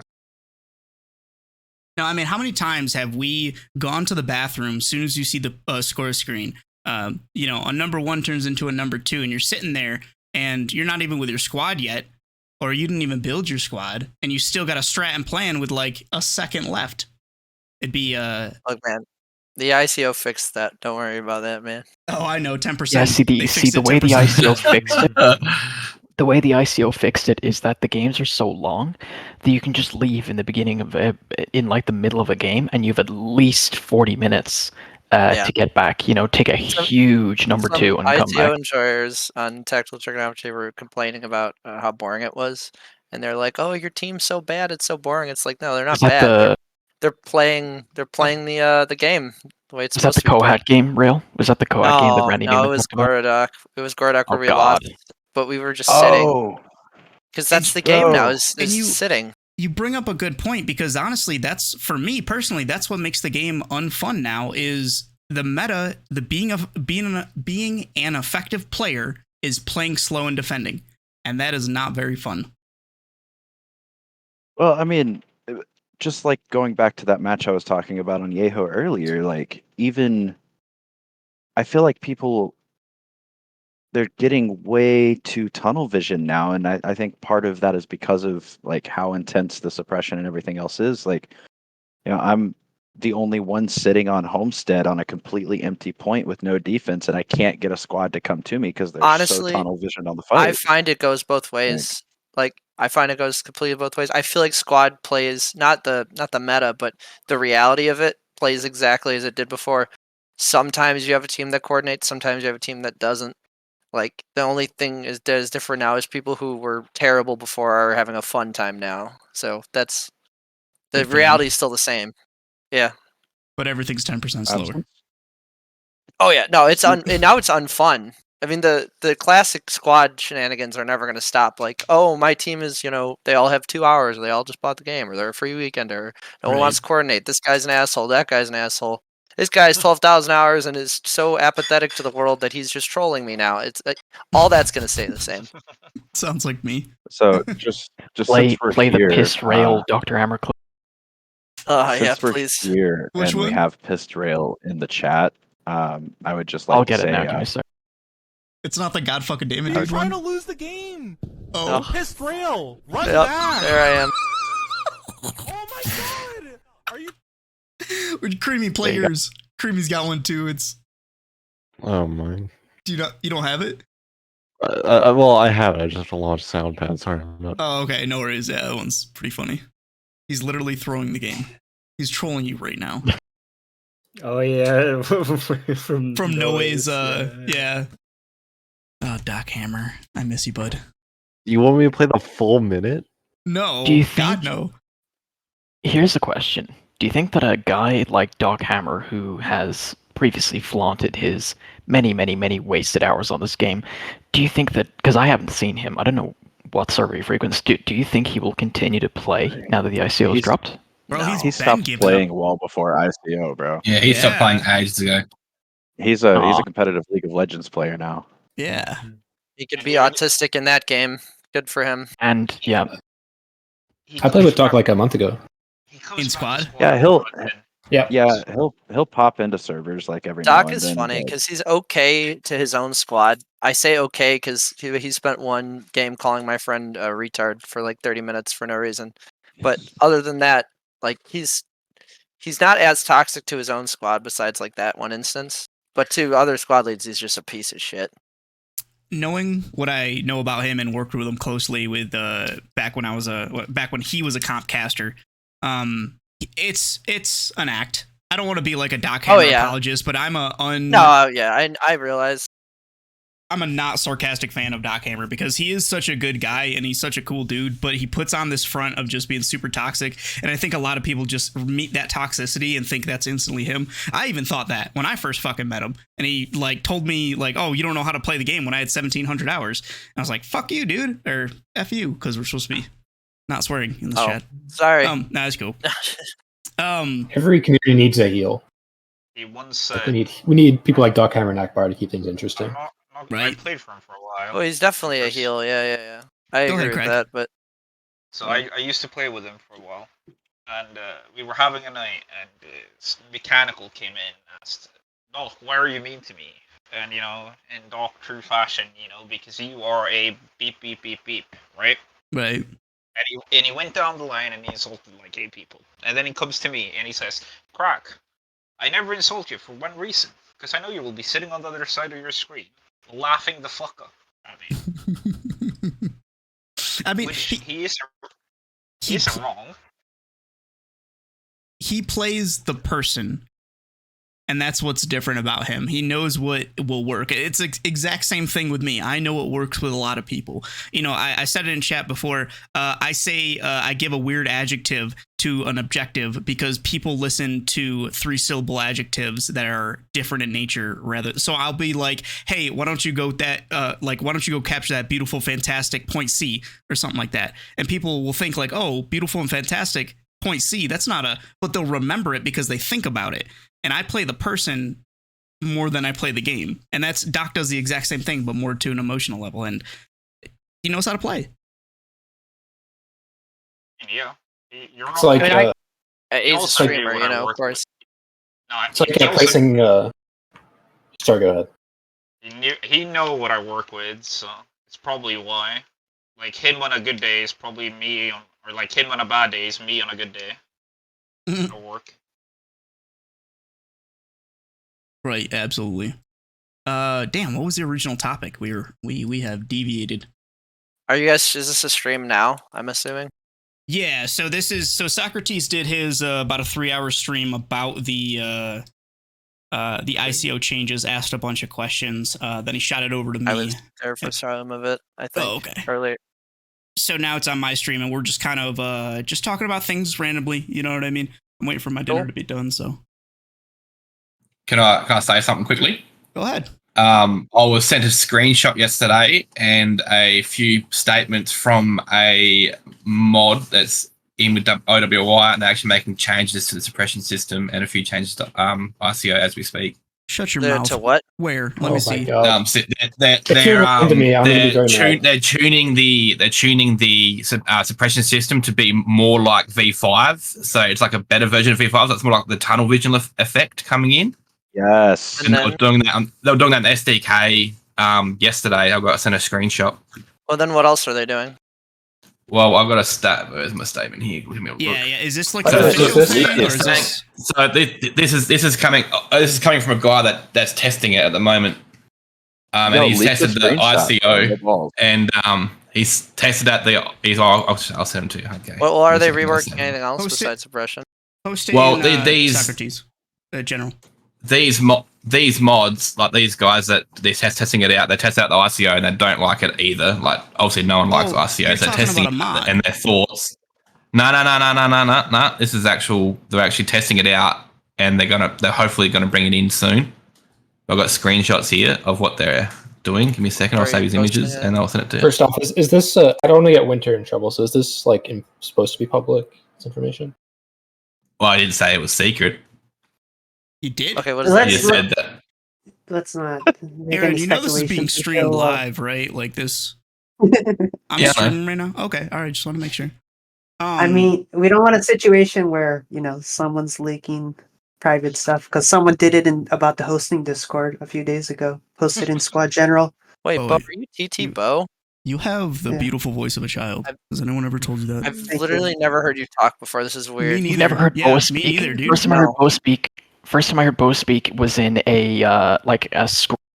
It was in a scrim, and I was like, "Wait, that's your voice?" And then I saw the leaderboard of this game. I was like, "Wait, this guy's for real? Absolutely fucking insane." Bo is a good player, though. So honestly, he's very. This wasn't like a. I was like, "Oh God!" It was just like, "Huh, okay." Getting your ass beat by a child. God damn. Did you say they were reworking armor, or did you say something else? Because if they rework armor, I'm sorry, I'm leaving.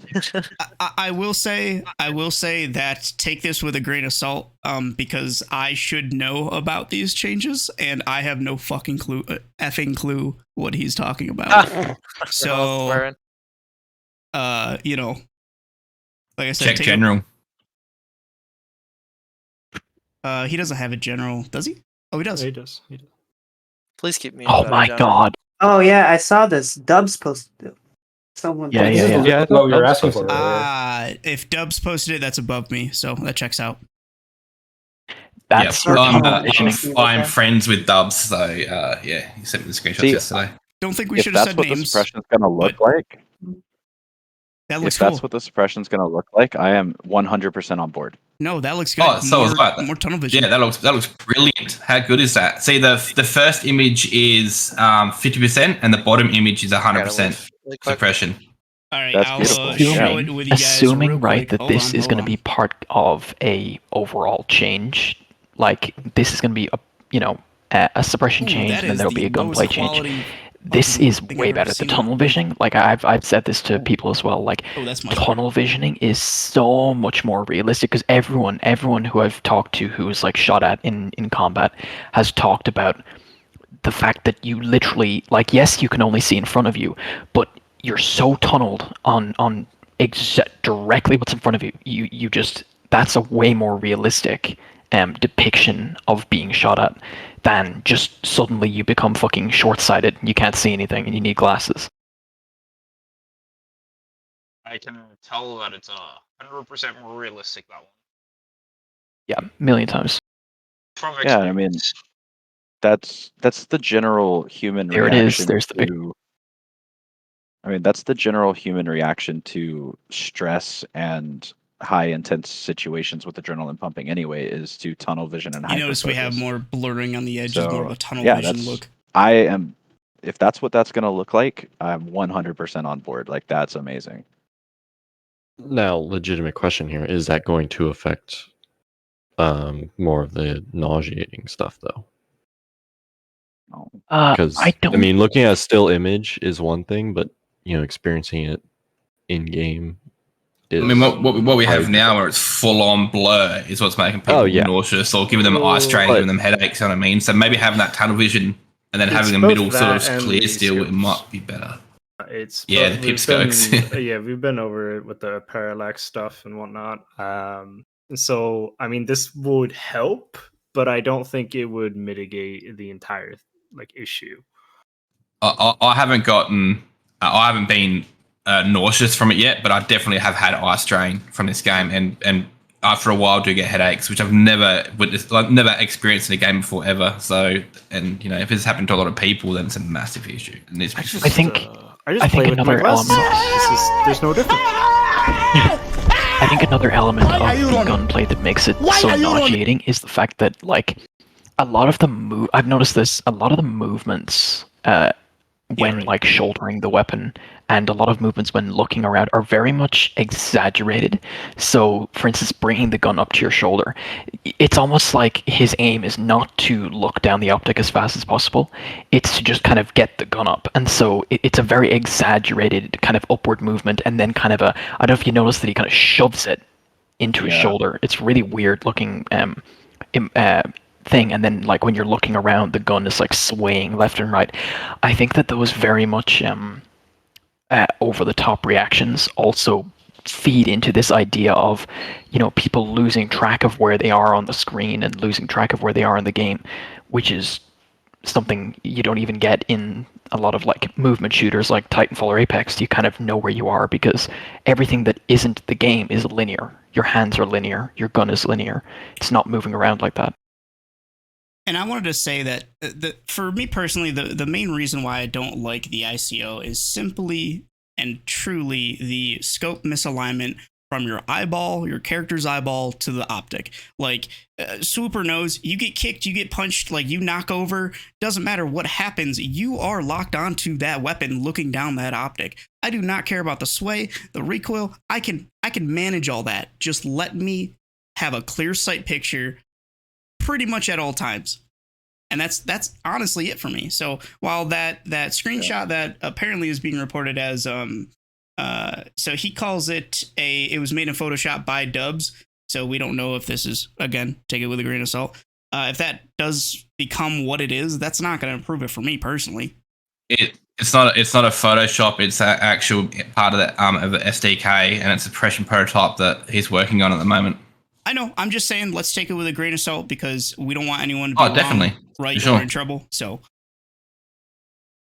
yeah, I mean, who was it that posted that video? It was kind of an ICO flame video, but it showcased exactly what we're talking about. No, not Fish. It was. Let me find it. I have it in here somewhere. It was Kersey. So I'll send it to you, Winters, and we can kind of watch it because it shows the misalignment perfectly of what we're talking about. It shows exactly lots of the clips in here are exactly what we're talking about with the sight misalignment. And yeah, I mean, if I can run down range 400 with arty sims going off, machine gun overhead fire, full kit, full combat loadout, and water, and still manage to run multiple box drills and shit, walking in less time than it takes to ADS from a walk in squad, there's a problem. And this is what I've been explaining to people for ever, but it's oh, you're a Marine. A lot of people just take Marine and take it at face value, but it's oh, you weren't infantry, and it's all right, so now I got to prove you wrong, and you're literally speaking what exactly I said, and it's it's I don't know how to feel. It's how much more could you prove someone? It's a constantly moving goalpost of, oh, were you in combat? Oh, then your opinion doesn't matter. Oh, did you actually fight? Or did you actually kill someone? And it's when does it stop? When does my qualification stop of knowing how to shoot a weapon? I tell them I go to the range once a week and I know how to shoot. And you're trying to tell me that that's not how scopes work? No, sorry. You're invalid. Just watch the Foreign Legion, the U.S. Marine vets that are in the Ukrainian Foreign Legion. Watch those videos of them going and clearing the trenches, and tell me that that's not realistic. You know? Bunch of pogues, probably. I mean, yeah, but they're still running and gunning and doing just I was fine. being sarcastic. I was making a joke, but that's what someone would say is, oh, they're pogues that are now doing infantry work. It's like, oh, okay. I don't even know. Like, I can't even tell you that. Like, yeah, I mean, it's ridiculous how easy it is to get misaligned with your sight, and the problem with it is, for some reason, the way that they model ICO. And I was playing around with V5 as well, and they model it. This video is amazing. I'm sorry. How did they think that was okay to even put it in the game? It was just a lot worse in ICO, but basically, like, every single weapon movement, it's like pivoting at the pistol grip instead of having actual pocket and cheek weld. So like, there's no support hand control, there's no hand-eye coordination, and all of the movements, it's like your stock is floating around behind the pistol grip, and that's why it feels so bad and so unrealistic. Oh, this is amazing. I love that. That was my favorite part of that clip. That was a friendly, right? Yeah, no, that was a Russian killed the Russian. No. It was just the fact that he was in a bush shooting the guy. But like, look at this. This dude's BIPOC. I know this guy as well. This is rather. He was so pissed off of this dude. Get wrecked, dude. He was aiming the AT at our Vic, bro. Like, that's fucking ridiculous, dude. Like that. You didn't know. I mean, Also, even more guy, than more people, he had a clip kind of like that in his video, and he right on it too. So I feel like they have to fix some of that. Oh, definitely. This update's just gone like way over and beyond when it comes to everything just turned up to max. Then it needs to be tuned. And I don't know how it even got through. How did it even get through to an update? Like it's. I'll tell you how they got through to it, and I've said this multiple times as well. Is every single playtest they changed multiple different variables, so it was hard to tell exactly which variable was changed and give proper feedback. And then on top of that, all of the feedback forms were varied, so they weren't getting consistent feedback. Yeah, and they didn't tell us what variables they changed prior to the update, did they? For the playtest. They're I don't think so. We didn't know what they actually changed, and yeah. And also too that the Chinese guy that came into Socrates streaming the other night that said that they couldn't even fill out the form for the playtest to give their reaction to it because none of them like it apparently. I wish they had a faster iteration cycle where, like, every 1 or 2 days they have like a very short playtest, like maybe 2-3 games. Answer what you just saw at the end there. Yeah, I've been watching a lot of Just Drive Hayes' more worst incremental changes to like fall asleep like to. you're talking about. Judge me if you got to. And I mean, it's simple scientific method, right? If you're experimenting with something, change one variable at a time, and then keep your feedback loop consistent so that you can see what the feedback is for that one variable. But they didn't do any and of also that. post that you've changed that variable and what you've changed it to, so people get a gauge of what they're actually looking at. You know what I mean? Instead of changing a whole lot, and then people come into it and just don't know what the hell's going on. Yeah, in software development, like speed of iteration and like how direct your connection is to feedback is like the most key variable in keeping things fast and being able to develop fast. You know, maybe if OWA played their own game as well, they'd realise that it's out of whack. So. Yeah.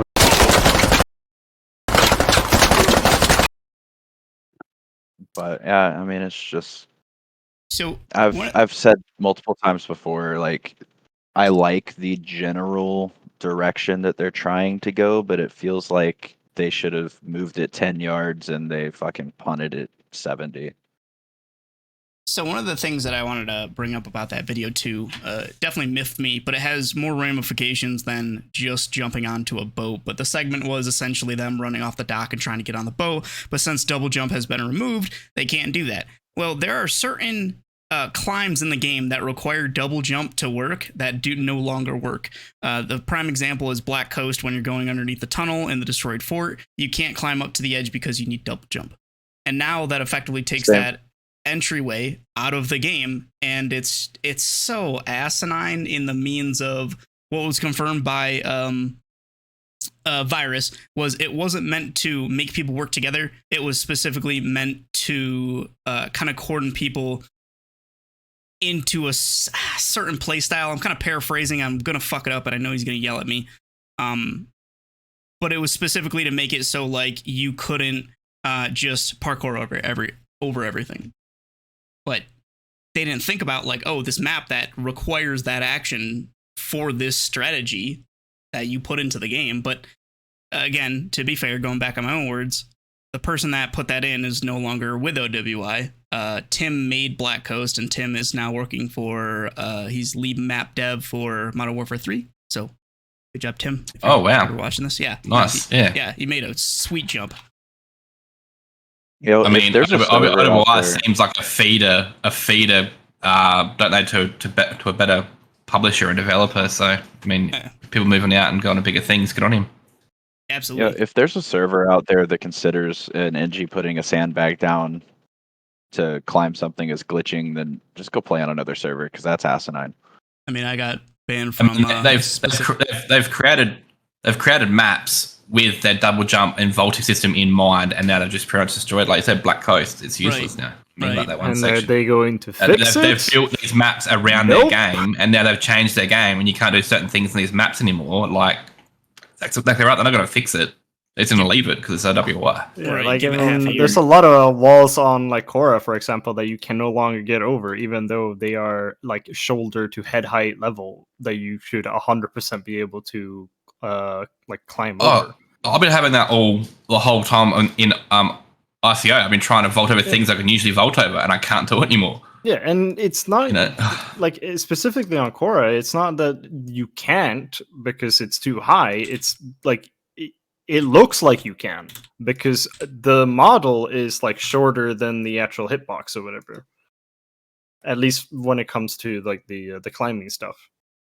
Right. And so like it's like they didn't even like look into the like issues that would come with changing this aspect of the game, which I mean, another really good example of that is on Fallujah. If you try to take the tunnels down to get over next to Market and Bazaar, you can't get out of the tunnels anymore. Great. Honestly, on jumping from balcony to balcony on Al Bazaar was probably some of the funnest stuff on the map.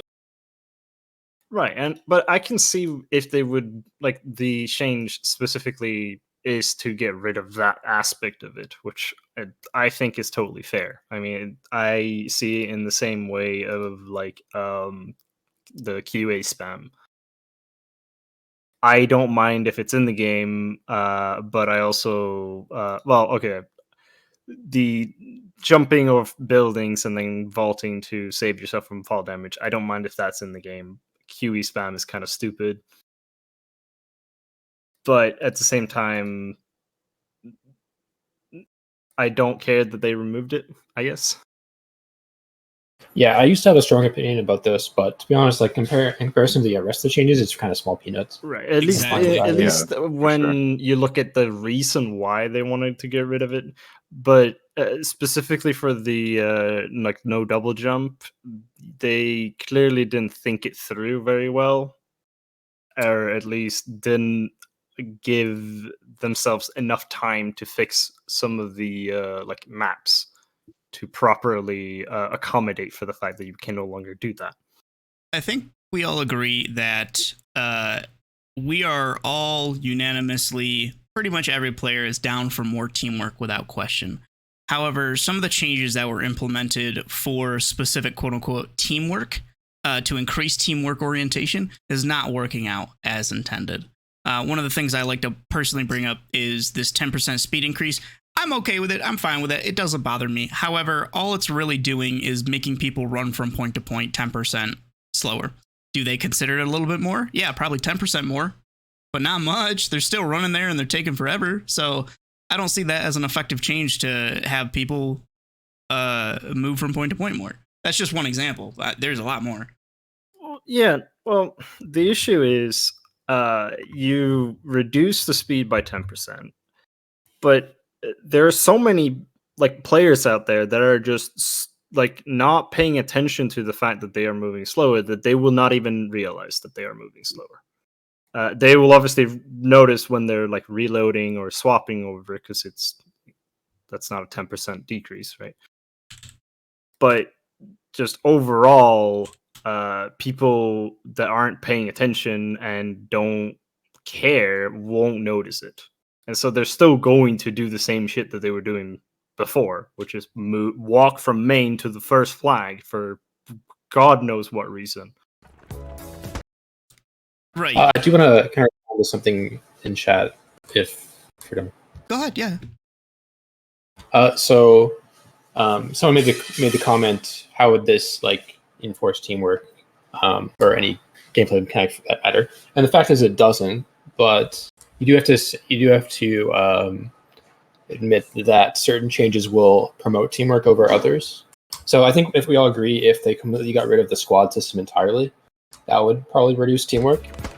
So that's like a game mechanic which directly contributes to teamwork in some respects. So there are ways to promote and demote teamwork. It's just a matter of like, you can't force it, obviously. Right, yeah. It's people are expecting teamwork to go up just because the game changed, even though you can't have people who didn't teamwork now suddenly just teamwork because of an update. Teamwork isn't a gameplay change. It's your SL that's SLing in the first place. It's your teammates around you. It's never been a gameplay, and I don't know why they're trying to enforce it with gameplay changes to the infantry. It's not how it works at all. It's a social aspect of squad. Exactly right. It's your SL it's your guys around you, and the SL that's telling you what to do. Essentially, put down habs, rally at certain spots. He's telling you where to go. It's never been an infantry combat overhaul update. It's not going to enforce teamwork, and it's never has. It never will. Teamwork spawns from good squad leaders, and when good squad leaders are leaving because squad leading is more difficult, that's going to be an overall poor teamwork-oriented game. Poorer. I find it more prevalent now through ICO that the SL, because I'm a comp player. I like playing in public servers with my mates and shit. We find that rolling teams back to main now is easier now than it's ever been, because we can still shoot. It's a bit harder for us. We can still shoot, but now public players can't shoot at all. They can't shoot at all. We might have one guy with the MG just firing to the point, spraying regularly. We just all rush the point and take everybody out and sit down. Take that point, move on to the next one. Right. We end up rushing points so much more quicker than we did before because the suppression system, like, it's not helping out public players. Yeah, the skill ceiling has dropped a little bit, but the floor has sunk dramatically. Like, public players can't shoot it at all anymore. You can't do anything about it. Right. You suppress, run to point, take the point, move to the next point. Do the same thing again. No, absolutely. So, there's the stats, by the way, in the video. If no one has seen those stats about the reviews. Yeah. If anyone hasn't seen them, I'd check out this video and just recognize the fact that the mass exodus of experienced players is happening, and like, you know, people will say, oh, they'll be replaced and people will be around, but you know, there are players currently playing who just know stuff that I don't think any group will learn unless told. That's the thing too about the pro ICO guys, the ones that are really toxic, are claiming, you know, the comp scene is toxic. We're good to see the comp players go. Yeah, so the comp players are the comp guys with high hours are the core players of the game. They're the guys that SL for you, put the good habs and fobs down. They're the guys that set stuff up for a good game. If those guys leave, the game's going to die. Winters, can you pull that back up? That ban warning? Have you not seen that one? Oh yeah. I almost guarantee I know what server that was from. I recognize the wording. It's right at the end. It's very end. Yeah. I think the MHC players have been banned for this before as well. It's when they stack on a server and the server admins cannot do the job of balancing the teams properly, so the only thing they can do is delete them from the game. Delete them from the server. I'm pretty sure that's a Australian server that banned. It's from an me. Australian meme. That's is it? actually my that's my clan that got banned. That was my clan that got banned. That was all of us. I thought that was Potato Field thing, to be honest. The server was called Aussie Rum Runners, and they banned us all because we're using comp tactics and like pretty much rolling them into main. every The game. one on Potato Fields famously is the Mumble Reens getting kicked for hacking / cheating / but of course we know now that was just him They fought Heli over Moy Dog's tank, and they were splitting him the whole time on the tank, and they thought they were hacking. Oh my I think someone earlier in the chat said that the little respect they had for Moydog is gone. Like Jess. Moydog is definitely like I think this is the proper pipeline of new squad players. They'll watch a video from like Moydog or Karmakud or Operator Drewski and they'll think, wow, this game looks really cinematic, this is really cool. And then pre-V5 V6 they would join and they'd realize, oh okay, there is actually quite a skill gap here. And like if I want to get better I can climb it. And then over time they kind of develop these better habits, or they develop bad habits and just stay shitters. But like the thing that I think is most important is that you start off looking at these guys and going, wow, they're really good. And then by the end of it, you're going, wow, those guys are really shit. Right. Like, considering how bad Moydog has been for, like, the gameplay cycle, like, for instance, super fobbing off the point. If anyone here has seen Captain's video on his super fob on gas station, like, off gas station on Talil, this guy is this guy is a moron, okay? None of his opinions should be taken seriously if that's the kind of stuff he's putting out. The Foxhole community knows the exact same way. Also, someone said that I sound like I'm whispering. Didn't they kick him out? Did he get kicked out of a Foxhole community for him being toxic? Also because he was trying to curry favor to the developers, so they would change and balance things to his favor. What I read. So like, so the exact same thing he's done with Squad. Very similar to what he's done in Squad. So here's my theory about Moydog. Obviously, none of his opinions should be taken seriously. We all know they're wrong, but he's a detriment to the squad community because he is putting out those wrong opinions as fact. People that know Moydog in some capacity, maybe you guys understand this. As a streamer, you are looking to get views and people to watch your view. There's a thing. It's called no publicity is bad publicity, meaning you make a dumbass opinion, people are going to come and meme you, but that's the best part is they're still going to go to your channel and watch it. They're still going to give you the ad revenue. They're still going to watch your videos to see your dumbass opinion because that is what being a streamer is. I don't do that shit, which is why I'm not popular, and I'm okay with that because I don't put out wrong opinions like that for the most part. But that is what he's doing, and he's a genius in that respect. However, he does have some dumbass opinions. That's what I'll say on the topic. Is he wrong? So does everyone. Everyone has like opinions. Some are right, some are wrong. You know. I think he specifically does it to get the negative press because he knows that negative press will seep into positive press. That's my theory on it. I think I think he's done. He's brought in a lot of new players, you know. Oh, for sure, without question. Some of his videos, some of his videos were all right, were good. You know, his tutorial ones. It's better than whatever OWA has done. Nothing in terms of onboarding. For sure. While his videos, at least they provided, you know, some form of what a rifleman can drop ammo. Yeah, tutorial type. Obviously, the infamous Captain video, you know, obviously that was dumb. This recent whatever between him and Comp, with him accusing Comp players of DDoSing, that should be apologized for. But, you know, I'm more... His latest video about... the video which he said that people downvoting were Comp players or review bombing. Not his YouTube video, it was on his stream. And I know it was mentioned beforehand that he said that the servers getting DDoSed were by Comp players. Which, he did say that. It just wasn't in the clip. Yeah, it wasn't in the clip. It was beforehand or after. Which is completely wrong, in my opinion. I mean, he's accusing a community of a crime. that's like... 20% of the gaming community, by the way, of the squad community. Well, that's subjective. How the pop, it's whatever, but still, you know. I think there was a time where he was a benefit to the squad community, but it's gotten to the point where either he's so bullied into submission of his opinions, so he takes a stance and he sticks with it regardless if it's right or wrong, or if he's doing it for publicity. There was a time when he was good, but I don't know if he's still doing that, if he's still a positive light for the community. especially with some of the things that you said on Twitter and stuff like that. But we don't have to talk about No, it the negativity Yeah, coming let's move on. coming out from his mouth is That's just drama. Yeah. Well, what, you've been collecting your food stamp today? I did. Did you? Of course. Did you buy water? I tried to get a job.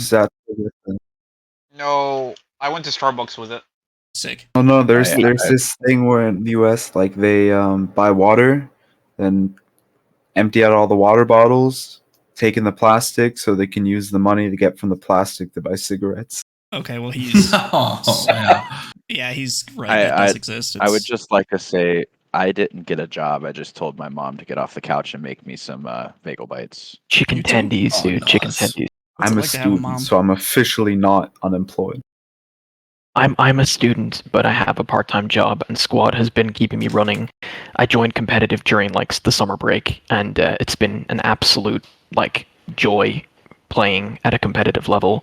Considering I played with a lot of comp guys in pubs prior to it, introduced me to a lot of really, really good players, and it's just overwhelmingly sad to see that like bar a few cases, almost every single one of them thinks that this update is a net negative.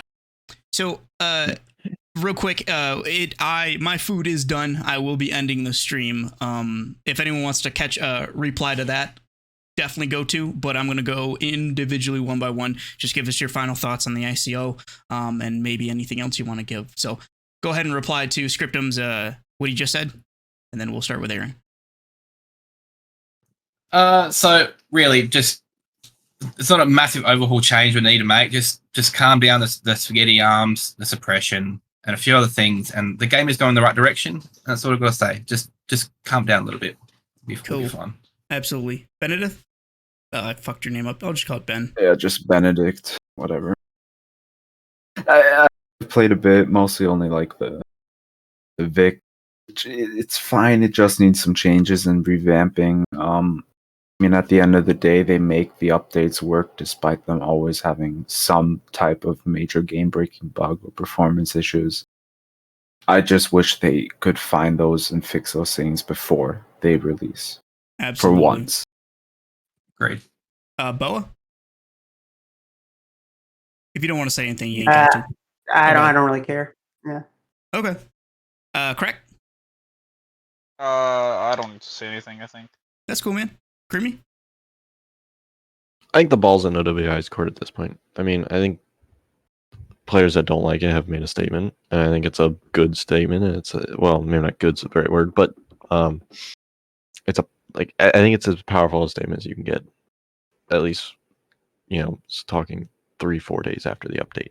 Yeah. So it's up to them whether they want to suck it up and lose a good part of their player base and a good part of their loyal player base, or if they're actually going to change and listen to feedback. Now, I think part of why they push this live is simply for more feedback.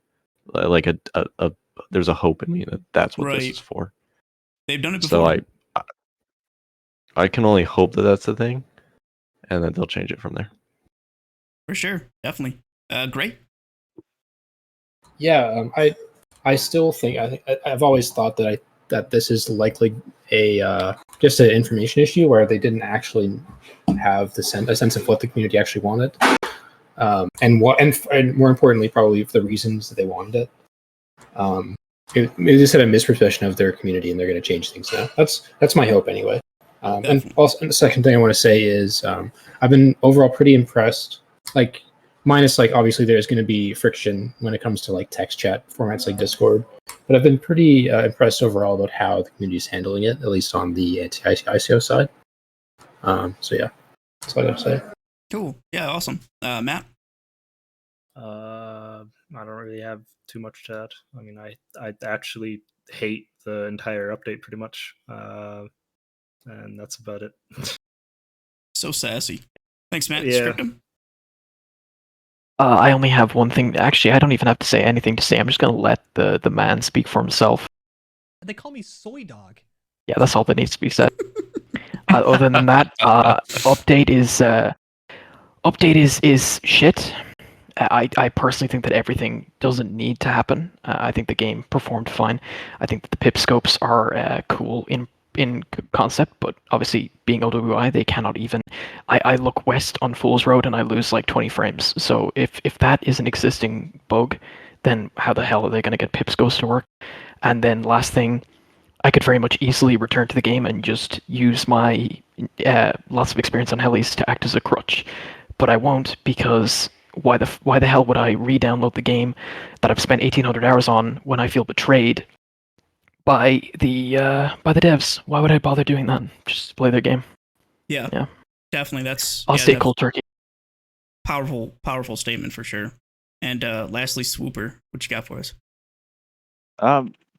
Well, I mean, just to kind of wrap everything that I've been talking about for the past 5 days up, I think that there are some changes. Let me start with saying we're not going to get a full revert. Anybody hoping for full revert, we're not going to get it.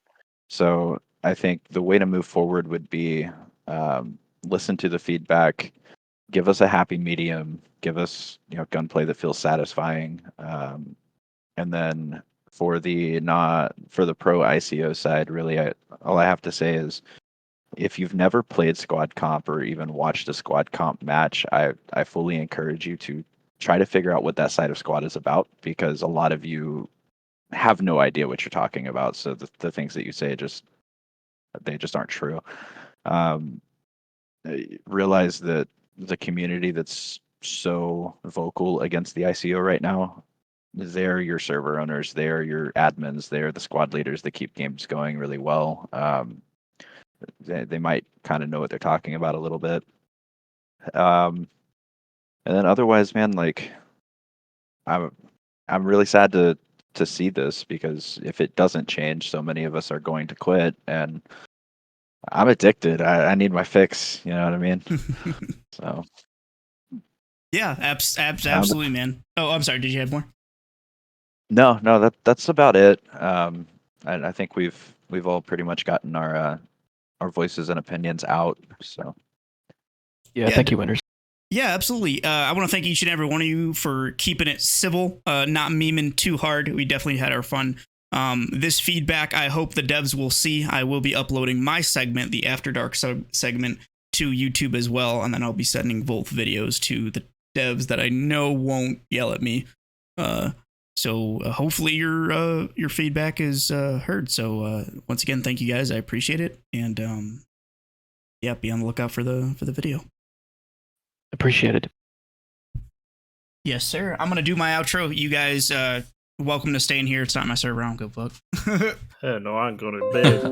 It's 3 a.m. Fuck you guys. I know. That's late. It's only 11 a.m. for me. So. Ciao.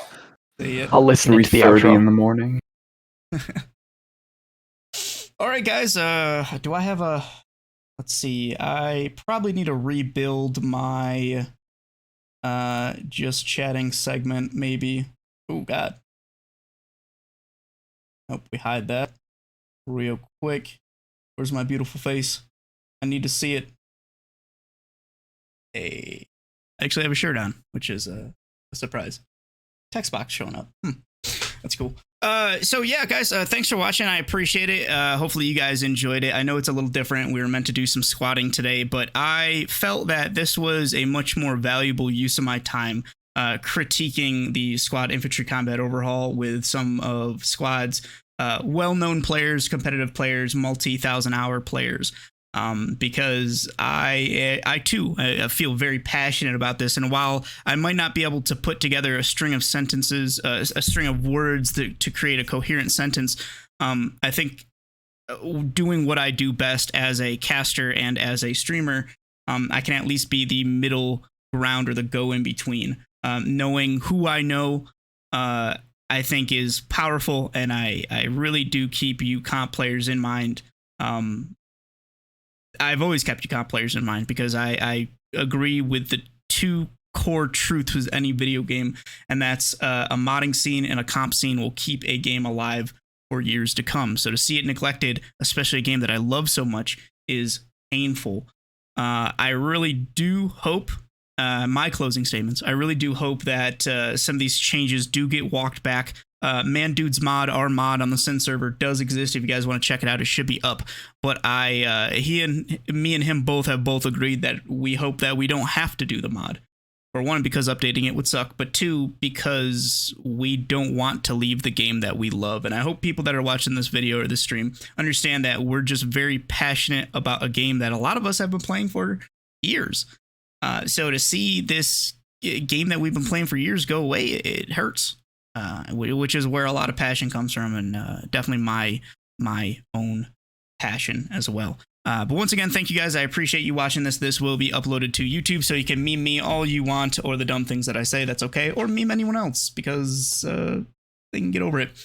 And that's it. Yeah, for my community, just a little outro for my guys. Friday, Saturday, Sunday should be usual squad.